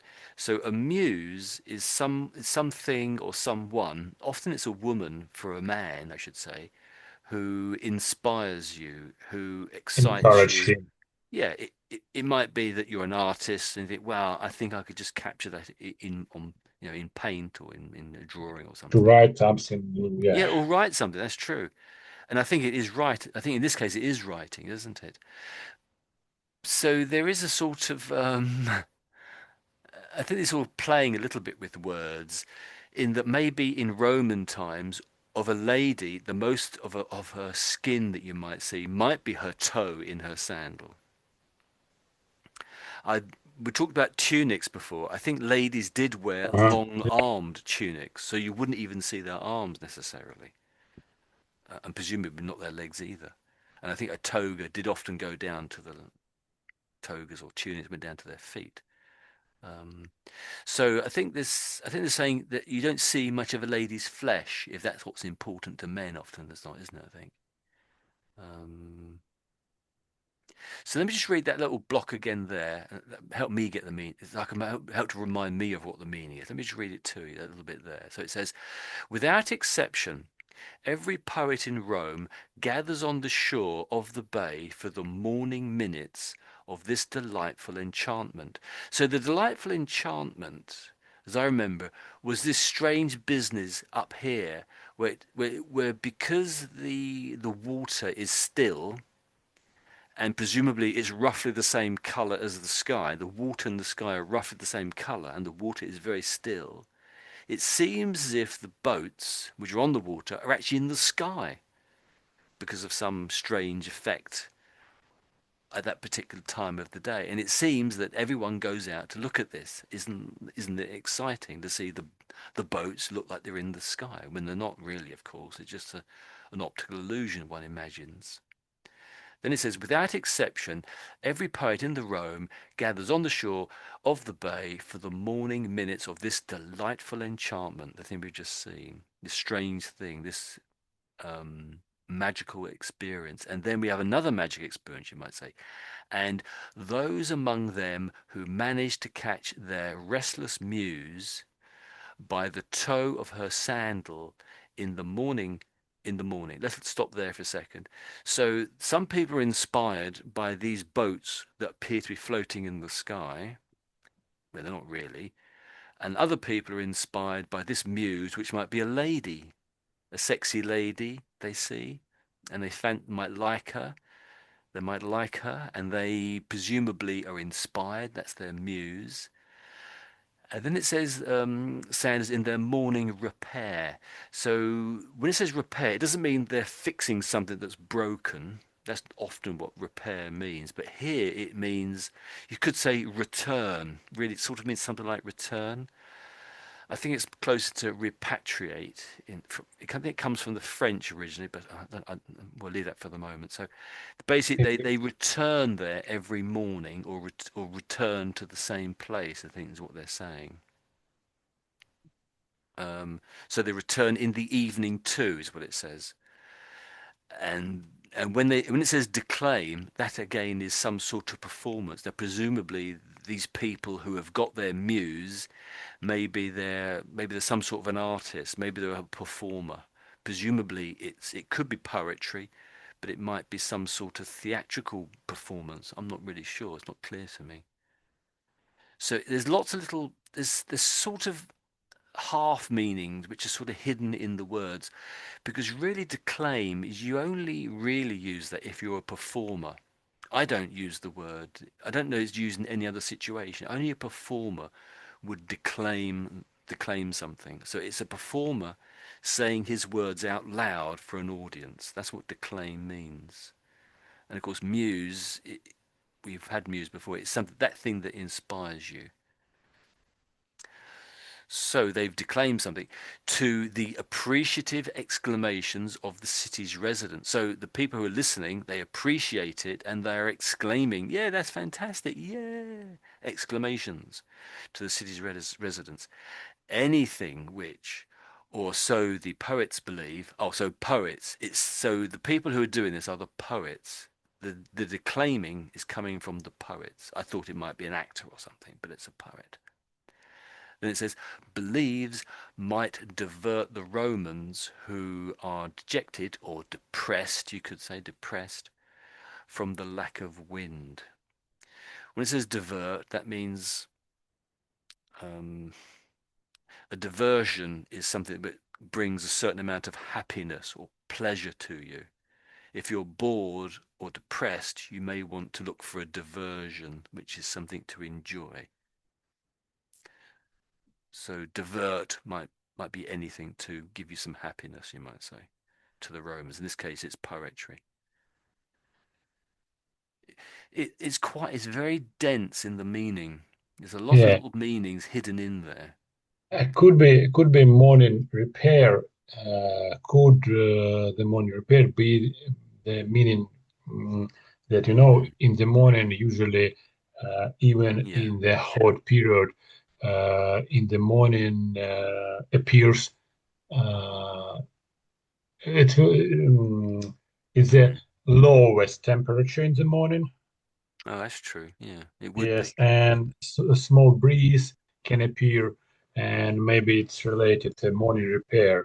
And some poets gather in and try to catch this small breeze and Mm. in the morning and try to They get catch this. repaired because of the small breeze. Is that what you mean? They get some benefit, some pleasure from the Yes, small yes. breeze. And the weather, the temperature is lower in the morning. Mm. Um, I don't think so.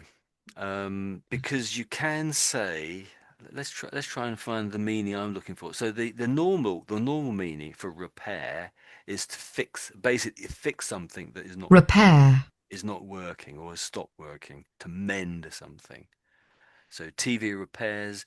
If you repair a relationship, it says there, repair a restoration, overhaul, or adjustment. Repair. If someone repairs, oh dear, they don't have the meaning here.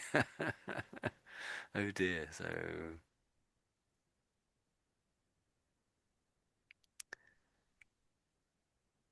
Yeah, if you look at the weather without mm, wind, hot weather, it's like broken. It's like broken mm, empire, broken. I don't know how it's. yeah, So small wind, decrease in temperature in the morning, and mm, small breeze. It's like repair, morning mm. repair, or maybe I. Yeah, I think that I can see I can see the meaning you're getting at, but I have to be honest, I really don't think it is that. I really don't think it is that. So, it's closer to repatriate, the meaning I'm looking for, and it is, Mm, but they're saying it means make ready from the French, but this is 600 years ago, so maybe it's down here. So here we go. oh, So repair. So usually followed by the word to. So it says to go. Yeah, it's got nothing to do with fixing. So to go to a place, to repair to the country. That's a classic use of it there. yeah, So to repair to the country means it means to go to the country. yeah, And like they mean the repatriate. countryside. So this is I'm pretty sure this is the way they mean it. I don't think they really mean you get repaired. I don't think so. Because there's another way of using this word to repair. You might say we will repair to the country pub for a drink. Hmm. So well, yeah. So then it says here to repair to one's lawyer. So it just means to go to the lawyers or to go anywhere. But admittedly, this is very literal, a literature, only used in a literature sense, I should say. I wouldn't use it in everyday language. It's very, very rarely used, unless you're quite wealthy. I think the wealthy. Also, so archaic, to come back. This is probably close to the meaning as well. So to come back, to return.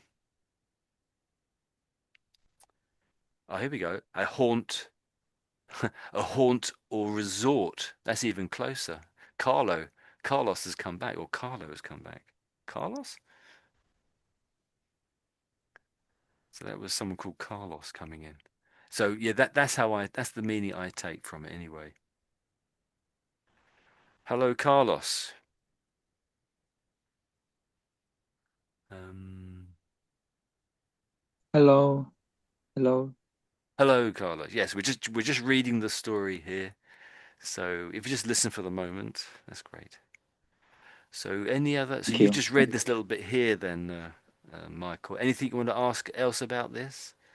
I, I think you might disagree with me about the repair, but that's okay. I mean, it could mean what Mhm. you're saying, I suppose. But anything else, Michael?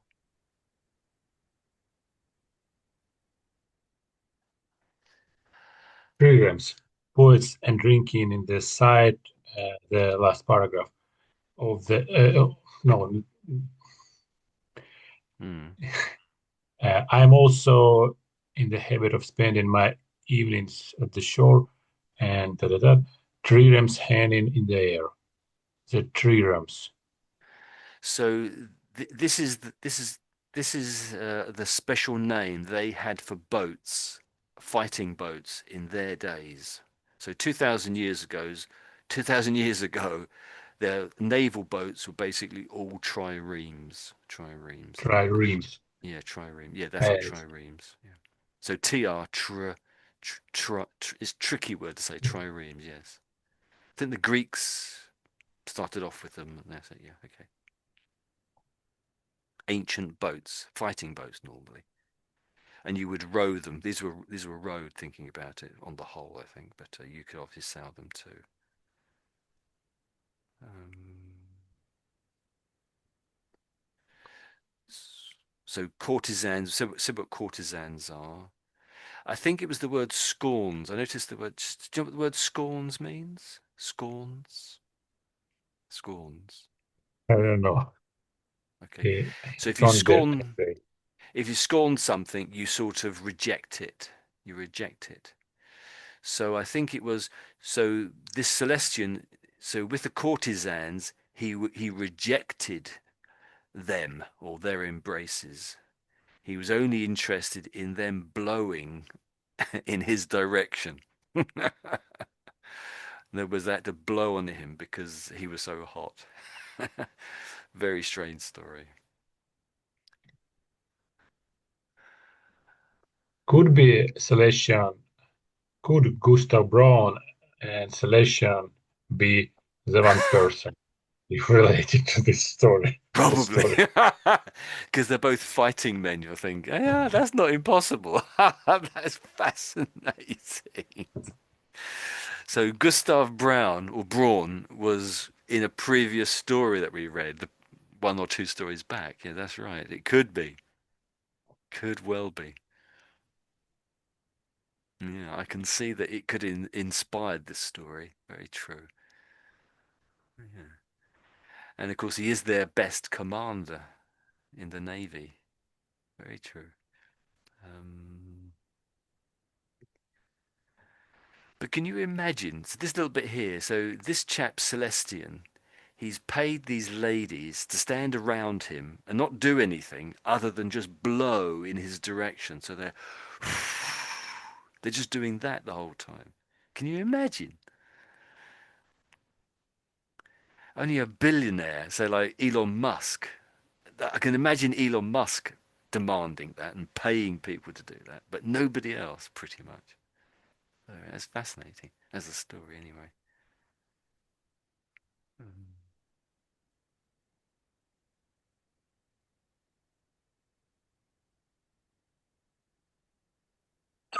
Can I ask you why he refers him like a ill starter versier Versifier. Yeah, versifier? I don't understand this. that's a bit tricky. He's being very clever with the words he uses. He's being over. It's so clever. It's actually making it difficult to understand.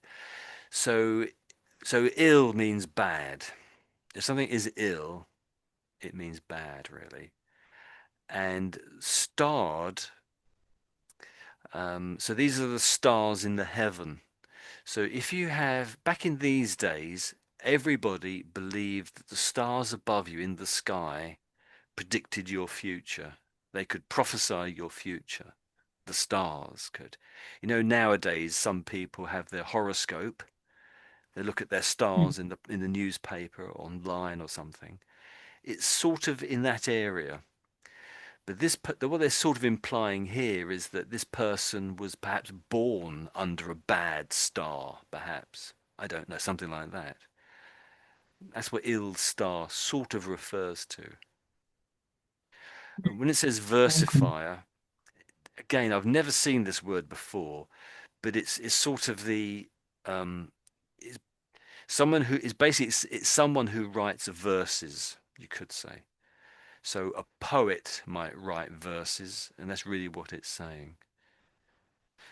So really, he could have said this ill-starred poet, this poet with bad luck. That's what really what he's saying. This poet with bad luck. That's what those words are saying there, effectively. Bad luck poet. Poet out of luck, maybe even. So it's complicated. So versifier really, it's the same meaning as this word here, rhymer. And so when he says rhymer, it's the same person he's referring to when he says versify. It's the same person. But so he could have used poet here and he could have used poet here as well, but he just didn't. He wants to make it more interesting. It's probably a bit too interesting using these words because it makes it hard to understand. Should have just said poet, really. Um, I noticed when you were reading that out, Michael, about 10-15 minutes ago. So I think the word scorching, I would say that word as scorching. So that's scorching. Scorching. Once again, I didn't quite catch that. So scorching, scorching. Scorching. Yeah, scorching. That's pretty close, I think, yes. So something's scorching, it means it's almost too hot to touch, probably, or is too hot to touch. So here it's the sun, I guess, isn't it, really, isn't it? Scorching red disc. Yeah, scorching. I had no idea. Were you okay with this? So fathomless. I think that came before this word. Fathomless. Are you okay with that word? Can you just say it a couple of times, Fat, mate? fathomless. Fathomless. I'm not hearing the TH in the middle, so it's fathom, fathomless, fathomless. If you can, it's tricky. Fathomless. Oh yeah, that's it. You got it. Yeah, that's it. Yeah, spot on. Yeah, you can't get any better than that. So if something's fathomless, it means it can't be measured. It can't be measured because a fathom is used to measure the sea. So when you're in a boat, back in the olden days, put a bit of rope over the edge of a boat to see how where the bottom of where the bottom how deep the water was, and where the bottom where the ground was under the water. And they would say, oh, it's 10 fathoms. And there would come a point, oh, I can't get to the bottom. My string or my rope isn't long enough. So at that point, it seems to be almost fathomless. You can't measure the bottom of the sea because it's just too deep now as the boat moves around, sort of a thing. So that's how that word comes about, you could say. There was a couple of other words there, I think. So we did hearkening, we did triremes, so triremes, and I think maybe this one here. You're pretty good on this one. Um, so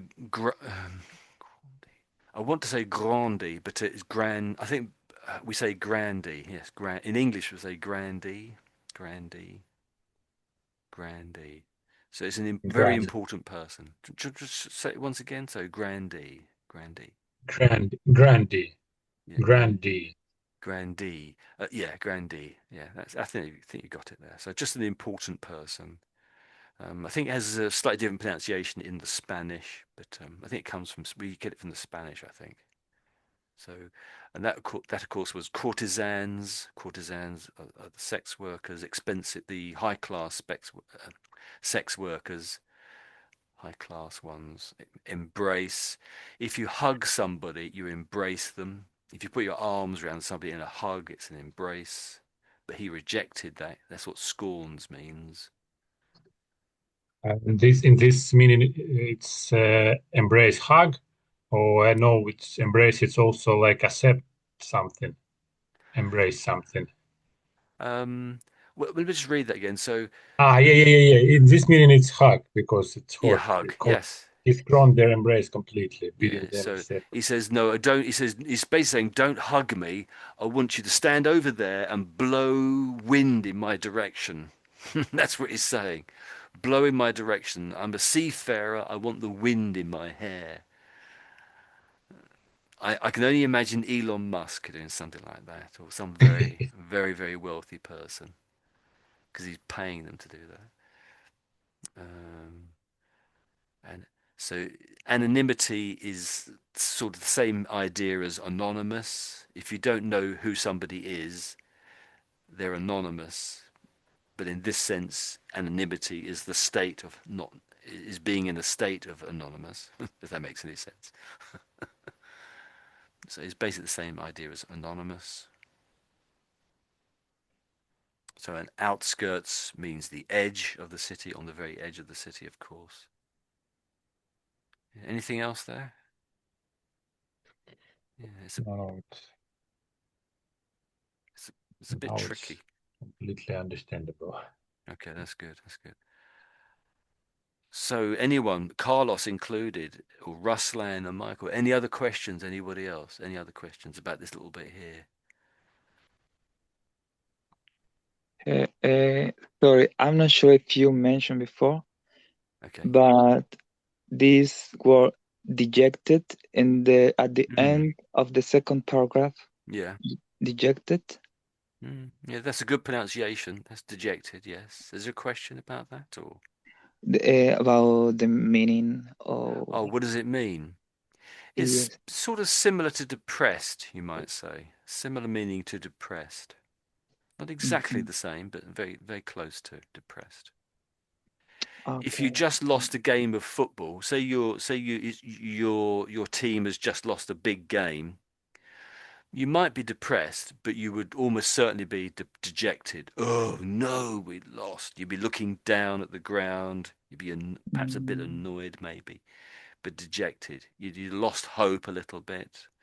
Oh, we've got a dictionary here. Let me just click on the dictionary. So here it says. So adjective, I sad, think it says there. It says sad and depressed, mm, dispirited. Then it gives an example sentence. It says on the dictionary. It says he stood in the streets looking dejected.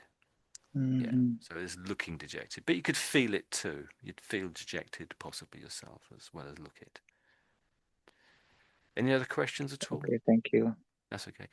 Oh, okay. I think when you said this word here, Michael, it didn't quite sound right. So we say this as miser, a miser, miser. Miser. Yeah. So it's more the Yeah, Z sound. Yeah. I think it's miser.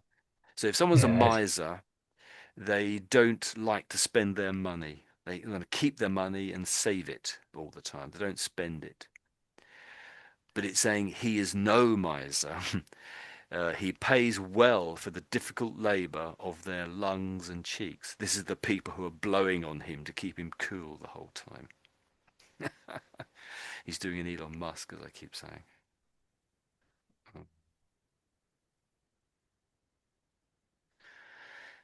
Also, there's the word merely down here too. So, do you know the meaning of the word merely? Merely, Michael, or anybody, I suppose? It's it's remaining almost or Yeah, it could be. uh, almost none of this.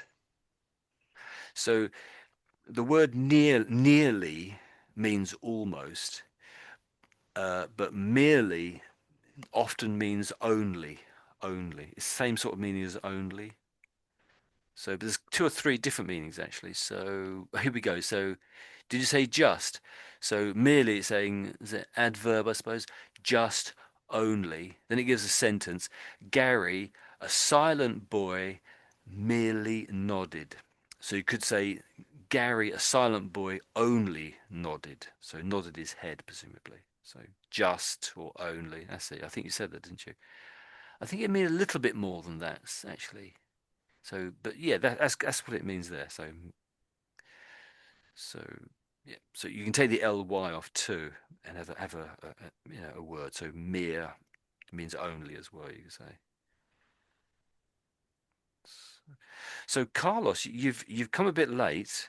So did you fancy reading a little bit of this story? So we look. This is the first two pages of this story is here, Carlos. If I go back one page, so this is the beginning of it. Uh-huh, okay. So Thank you, Tony. I have to go. okay, Thank you for okay. bye Thanks bye. for staying, Southern. You've been here 2 hours, so well done, well done, Michael. Bye bye. Thank you so much. Okay, so that was Michael. Just had to go.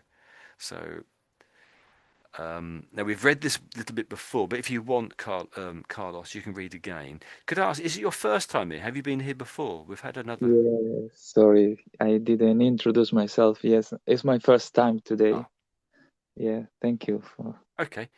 So you read as much as you want or as little as you want, and I'll help you with it at the end if that's okay. So over to you if you Mhm. fancy. Yeah, can I read maybe one paragraph? Yes. Yeah, read Okay. anywhere if you fancy. Read as much or as little as you want to, if anything. Okay, thank you. The wind in Rome. The wind is born from nothing and vanishes to nowhere, leaving nothing but stories behind. Tacitus. Tacitus. The wine in Rome vanishes at the very same time as Calestian returned from his final naval campaign. Final because the wine does not rise on the day after his return, nor any day of the month which follows, while some Celestian himself, the best of my commanders, prefers to banish too, following the wine's example, complaining to me before he does so that the absence of waves on the sea is driving him out his mind. It's around this same time that rumors begin to spread through my city. Nowhere on the outskirts, Hmm. outskirts, an old women, no, old woman, crackpot.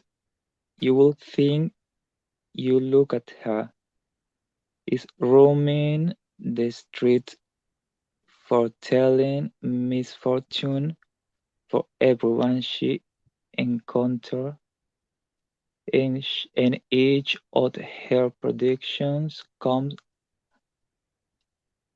unerringly true, which I personally rather doubt. Okay, yes, let me stop you there. Yes, That was please. very good. Very good. Yes, so you stop there. That was it. Um, so, were there any words there you don't know the meaning of, or any words you want help with the pronunciation? I mean, I've got a list here that I could sort of come out of my head, I think. But anything you want me to ask me about this? About outskirts. Yes, mm, outskirts. So when it says outskirts. outskirts, often when we talk about a city, we talk about the outskirts, and that really means the edges of the city. So not the middle, and not the middle, not the center, and not the middle, but the edges of the city. That's what outskirts mean. And normally Mm. people live in the outskirts, don't they? Some often as not. So it's not like the business center or the manufacturing Um, center. So it could be similar like a countryside. It's probably on the edge of the countryside, just where the city turns into the country, possibly. So, Mm, but it's not in the center. That's kind of the point here. It's not right in the mm, middle of the city, I would suggest. okay, Now, okay. nowadays, so this story, it mentions Rome. It seems to be in ancient Rome, say from 200 years, 2000 years ago, I should say. Nowadays, we might talk about, we might say the outskirts of the city. We probably would say the outskirts, but we might also say the suburbs of a city. Suburbs. Does that Mm-hmm, make? mm-hmm. Did you hear that word at all? Suburbs. Suburbs. S- So, s- so if I write that up, maybe if my spelling holds out. So the word we're thinking about a little bit is outskirts. Outskirts. So this basically means the edges of something. So Edges. often it's the Mm-hmm. city, but it could be the outskirts of a few different things. Another word we might use is suburbs. Of course, yes. So Suburbs. it's got this sub little bit, and that's out. I mean, they're not exactly the same, but Mhm.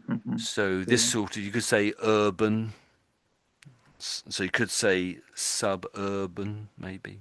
Sub. Suburb, suburbans, Oops. suburbans, So I'm just playing with the words a little bit here. suburbans, Suburban. suburbans. How So, about borough? Borough. Is it related for this or no? so that's sort of borough. Yeah, there's a few different ways of, Borough. Yeah. yeah, different ways of saying this. It might be urban, suburbs. I don't think so, but it could be. It wouldn't surprise me. Let's put it into the dictionary. So if I say have I spelled the word? Have I spelled it correctly? So oh, that's suburban there, isn't it? Suburban area, suburban backyard, suburban bungalow, commuters, development district. So let's put an on the end of it, suburban. So that's suburban. So it's an adjective. So suburban relates to suburb. That's the word I was talking about, suburb there, isn't it? Let's just hear them say suburban. Suburban. Suburban. So let's see where it comes from, if anywhere. Well, I'm sure it comes from somewhere. So let's see if you're right, Ruslan. Suburbanus. What was that there? I've never seen that word before. Originally from Latin, they're saying they're suburbanus. They've just got US on the end of it. From Latin, suburbanus. But what do they mean by suburbanus? Do they mean the edge of the city? Someone who lives on the outskirts, someone who lives in the outskirts of a city, you might call them a suburbanite. That's interesting. That's true. I have heard that. You could call them a suburbanite. Is that very used in British English? It's a little bit unusual, but you might see it in a newspaper or a book. You might not use it in everyday conversation unless you have some very highfalutin artist you're talking to, perhaps. So, yeah. So it looks like herbs probably means city. Herbs means city. I think from Latin, I think. Yeah. Originally. Okay. Let's get back to the story then. Whoops. So that's the title, that's the book cover right there. So we're reading a story from Roman Rudin, and this is a collection of short stories. It's called Strange Occurrence in the Region of the Heart. And we've just got over halfway through the stories, and we've just started this one here. Okay. So he was talking about somewhere on the outskirts of the city, somewhere on the edge of the city, an old woman, crackpot, you would think to look at her. So when it says crackpot really is a bit of an idiom, and it means basically mad person. If you call someone a crackpot, you're calling them mad. So mad person, you would think to look at her, or mad lady, because it's a her, is roaming the streets foretelling misfortune for everyone she encounters. If we go back to the beginning again then, so mad lady. So when it says roaming, that means just walking around anywhere. She's not got on not sitting outside a house or something, or sitting in looking shouting out of the window. She's walking around anywhere, I suppose. And it says roaming the streets. So foretelling means basically predicting the future. If you foretell the future, that's what it is. You're foretelling the future. So some people, of course, look at their horoscope to foretell the future. So that's something vaguely similar. And of course, misfortune means bad things, bad fortune, not good fortune, but bad fortune. So were there any words there other than the ones we've just mentioned that you want to go back over and check out the meaning, Carlos, Yes, at all? yes, I found this Mm. unerringly, Oh, unerringly, unerringly. Oh, yeah, there we go. unerringly. So, Yeah. yes. So if you're unerring, it means you're not making any mistakes. If you are unerring or I'm unerring, it means I'm just not making any mistakes at all. Maybe I'm driving and you can say, "Wow, Tony, you've unerringly drove the car to our stop." You wouldn't really use it that way probably, but it's probably a thing you would see in writing rather than everyday language, unerringly. So the un just means the opposite, doesn't it? If you un means it reverses the meaning, it puts it upside down, doesn't it? Undoes. So there is a word which is just E-double-R. So if you err, it means you make a mistake. And if you don't make a mistake, you say it's unerr. But unerringly would be the correct way in English to say that. Unerringly. So no mistakes. Mm-hmm. in her predictions. So a prediction is telling the future again, isn't it? That word means telling the future. Any other words there? So there was this word here. So this is a person's name. Celestine. That's it. Yeah, Celestian. That's it. That's how I would pronounce it. Yeah, Celestian. So it's from 2,000 years ago. The story is set in that time, I should say, roughly speaking. And I think they did actually have that name in Italy at that time. I think in nowadays it's Celestio. Celestio. It's similar. They still have the name, but it's similar but slightly different. Of course, we're in English here, so we'd obviously pronounce it differently again anyway. Any other words they want to double check the meaning or the pronunciation?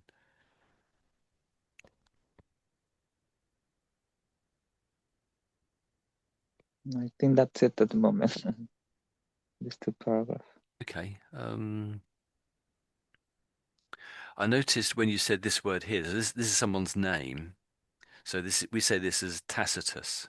Tacitus in English. Tacitus. Tacitus. Yeah, Tacitus. So that's a So, name. say again? That's a name. Yes, a name. Yes. A name. This guy was a writer again from about 2,000 years ago.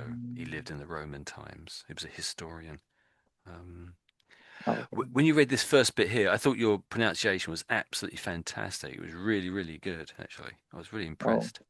Thank you. That bit there. So well done.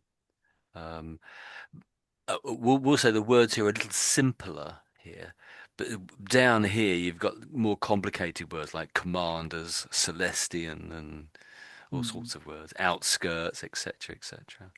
I noticed with this word here. So this word is to do with navy. It's got AL on the end, but it relates to the navy. So in other words, Navy. ships. But we pronounce this particular variant as naval. Naval. Naval. Yeah, that's it. Naval. Naval. Naval. Naval. I think you said naval when you pronounced it, but we say it is naval. That's why I mention it now.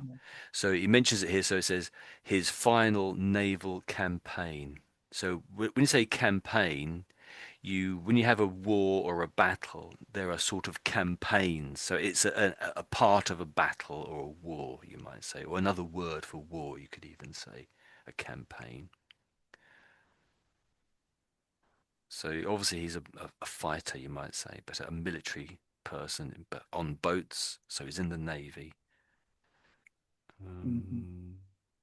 Let me read that little bit back to you, and if you want, you can read a small chunk of it back again. So, so I think you started here, didn't you? And you stopped when you got to doubt, didn't you? Well, I actually stopped you there. So let me just read this bit to you again. So, the wind in Rome. The wind is born from nothing and vanishes to nowhere, leaving nothing but stories behind. Tacitus. So when it says that there, it's crediting this saying here that we've just read to this chap here, Tacitus. And I said before, I don't think Tacitus actually said this. I think the writer is putting these words in his mouth, but he didn't say them. But I could be wrong. I'm happy to be wrong. Please correct me if you think I'm wrong. Okay, so then the story carries on from below that. It says, the wind in Rome vanishes at the very same time as Celestian returns from his final naval campaign. I stop a second there. As I remember, when you said this word here, I think you said wind. I think you said wind, but I'm pronouncing it as wind. So in a way, you are actually correct, Carlos. So that word there, you can pronounce it two ways: wind or wind. And you have to work out which way to say it from the context. So, and in the context, the wind in Rome is this title, isn't it? It doesn't make any sense to say the wind in Rome. It doesn't really make any sense. So I'm assuming it's wind. I could be wrong, of course, but I'm going to assume I'm going to be correct. So the wind in Rome, not the wind in Rome, anyway. So anyway, final, because the wind does not rise on the day after his return, nor any day of the month which follows. While soon Celestian himself, the best of my commanders, prefers to vanish too, following the wind's example, complaining to me before he does so that the absence of waves on the sea is driving him out of his mind. So when someone is being driven or is driving, he's being driven out of his mind, it's another way of saying he's going mad because of the lack of wind. If you've been driven out of your mind, it means you're going mad. Mm. And it's interesting because later on it says crackpot. Remember that, and that means being a mad person. If you call someone a crackpot, they're a mad Mm. person. But this time it's not Celestian, it's the old lady, isn't it? So we got two mad people, you might say here. The opposite. Well, sort of the same, really. If you're being driven mad, it means you're going. If something's driving you mad, it means you're going mad. You're going. Mm. I'm on the process of going mad, and this is Celestian who's saying that about himself, because of lack of wind. But the old lady is being described as a crackpot because she just looks that way. That's what it's saying in the story, anyway. So it's interesting how there's often repeating ideas in the story, which makes there's a certain sort of things are carrying on. It's not just one reference to something. There's two references to something. It's two different people in two different situations, but it all sort of there's a continuation or con. I can't quite come up with the word, a continuance. There's a continuance of ideas here. Perhaps I'm trying to say, and struggling to Mhm. say it. So I think I stopped there, didn't I? So let's carry on from there. So it is around the same time that rumors, so rumors are stories, aren't they? Which are Um, unfounded stories. That's what a rumor is, of course, isn't it? A rumor is an unfounded story. So mm. it is around this same time that rumors begin to spread through my city. Somewhere on the outskirts, an old woman, crackpot you would think to look at her. So they're saying she looks like a mad person because of how she looks to look at her. So she just looks like a mad person. She may be perfectly normal, but she looks a bit strange, looks mad. Mm. Is roaming the streets foretelling misfortune for everyone she encounters. So foretelling, so predicting the future. She's saying what's going to happen, and it's always bad things for everyone she meets. So if you encounter someone, it's just meeting them. You're just meeting them. But it's Mhm. anybody. So it's not her friends. It's just as she wanders around, she's seeing anybody and just telling them bad things are going to happen. Then it says, and each of her predictions comes unerringly true. Then he says, which I personally rather doubt. I ascribe this tale, or I give, you could say, I give this tale to that same absence of even the very feeblest puff of wind in the city. So if something's very feeble, it's very weak. So, Mm. normally when we talk about wind, we might say a puff of wind. So if I blow here now, you could call that a puff. That's a puff. So a very Mhm. weak puff of wind. That's what we're talking about here. But here he's saying the absence. So there's a complete lack of wind. Even the very weakest wind, there's nothing there. That's that line is saying there Mm. anyway. Since even if there is this old lady, old woman, I should say. So here he's saying, I don't even think she exists. Since even if, so if is doubting if she exists. So since even if there is this old lady, then no one can vouch for her prophecies. So a prophecy again is telling the future, Mm. predicting what's going to happen in the future. That's what prophecy means, of course. After all, scarcely any time at all has passed since the city air reached this unbearable temperature. However, refuting the rumours is impossible for the same reason. So with a rumour, you really can't. So if you refute a rumour, you're sort of trying to disprove it. If you refute something, you're trying to disprove it. That's where it says refute. If someone sells a rumor about you, it's almost impossible to say it isn't true. You can say it isn't true, but the more you say a rumor isn't true, the more people believe it. So I Mm-hmm. don't know if it's best to fight against a rumor about yourself or just ignore it. Really depends on what it is. So that's refuting a rumor. The rumor, I should say. It also says unbearable temperature. Do you know what unbearable means, Carlos? Unbearable. Yeah, what does it No, mean? no, really. You're Temperature not sure. unbearable. Well, it's saying unbearable temperatures. So if something's unbearable, it means you can't take it. You can't take that load or that weight or that situation Mm-hmm. anymore. So I always think about a load being on my back or something. So if something's unbearable, I cannot have that load on my back. I'm going to collapse. But here it's not physical weight of bricks on your back or something. Here it's the temperature I cannot stand this temperature. It could be like a English test, for example. I can say unbearable test. Yeah. Yeah, this test is Mm-hmm. unbearable. I can't take it. It's too bad. It's too difficult. Yes. Okay, Or yeah. this English class is unbearable. It's too hard. It's too bad. Yeah. Okay. So I read a little bit that you didn't read there. So do you fancy carrying on from here on? Down to the bottom of the page, maybe, if you fancy. To there, perhaps. Carlos, is that okay? Yes, So any time from there, maybe. from any time, yeah. Yeah.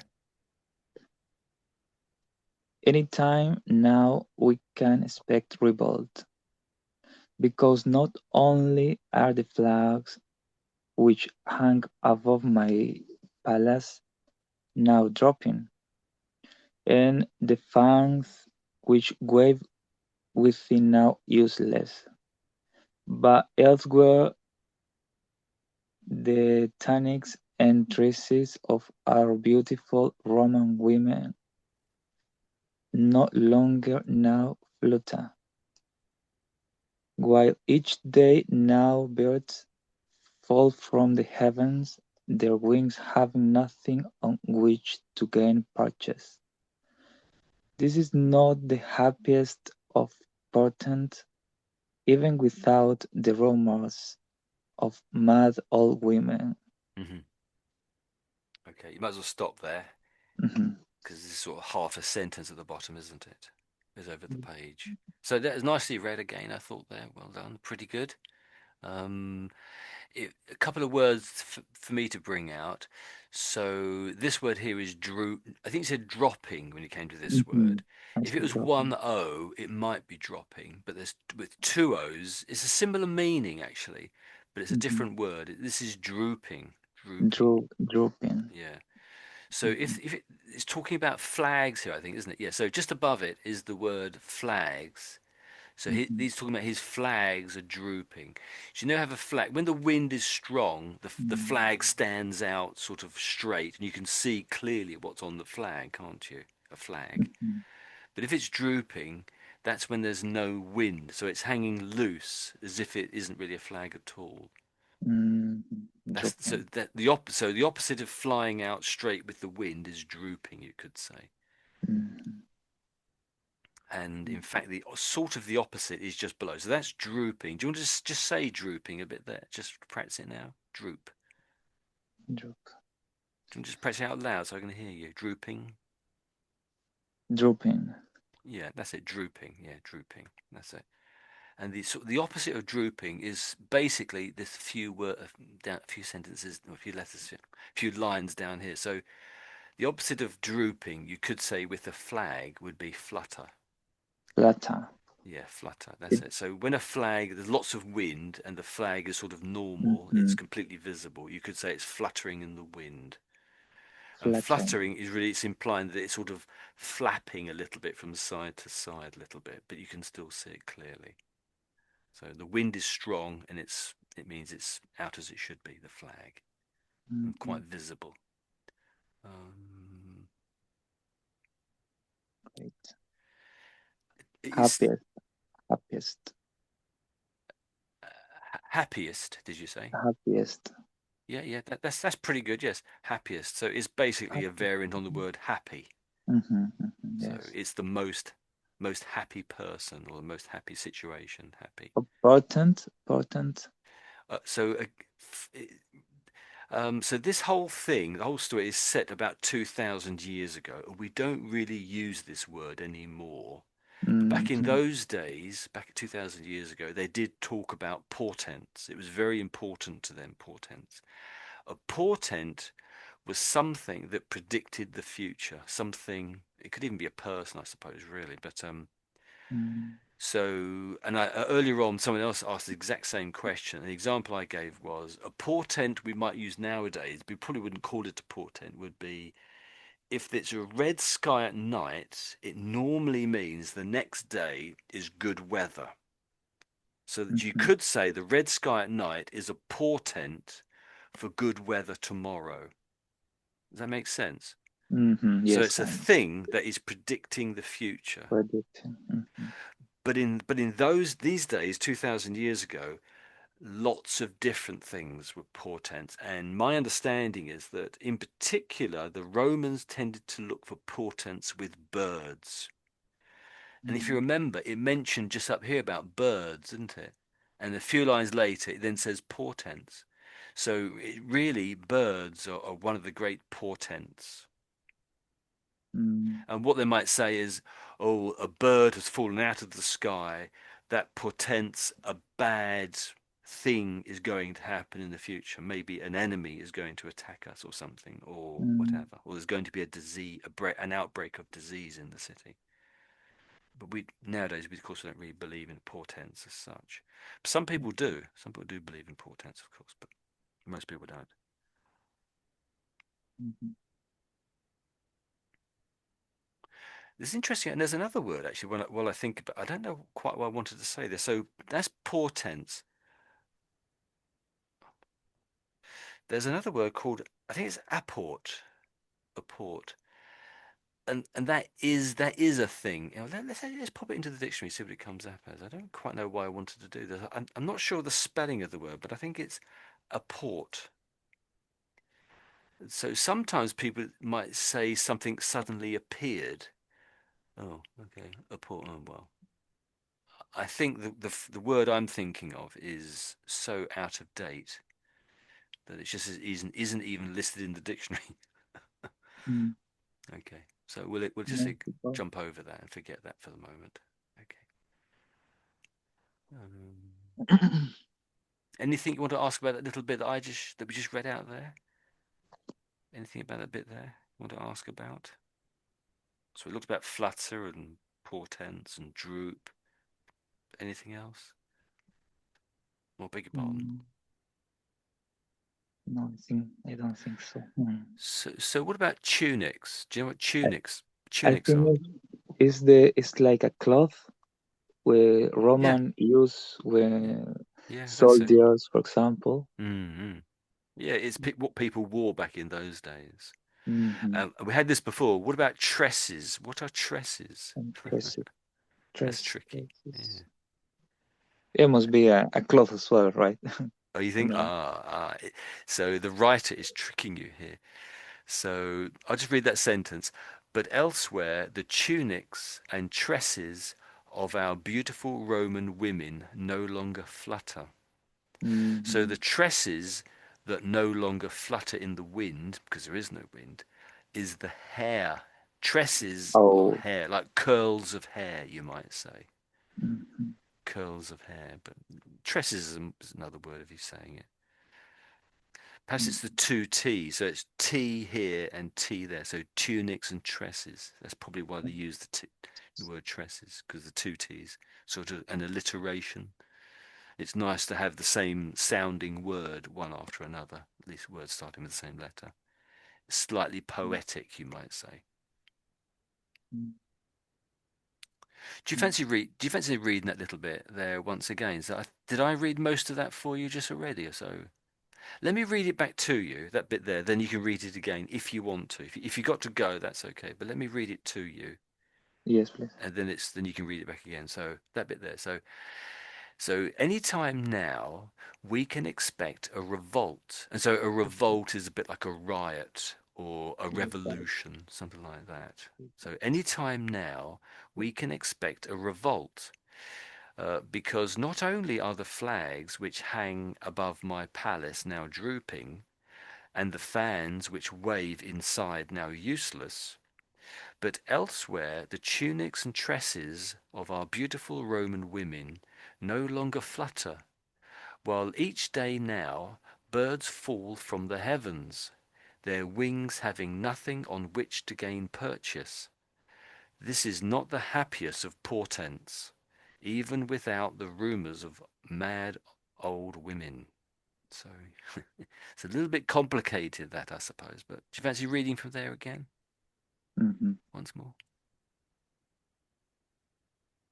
Anytime now we can expect revolt, because not only are the flag which hung above my palace now dropping, and the fans which wave within now useless, but elsewhere the tunics and tresses of our beautiful Roman women no longer now flutter, while each day now birds fall from the heavens, their wings having nothing on which to gain purchase. This is not the happiest of portent, even without the rumors of mad old women. Hmm. Yes. Yeah, very good. I think it was better, actually. That was good. That's very good. Does Yes, it better make than before. sense to you when you're reading it? Can you sort of take in the meaning a little bit? Yes, makes sense. Yeah, okay, that's God, good. yes.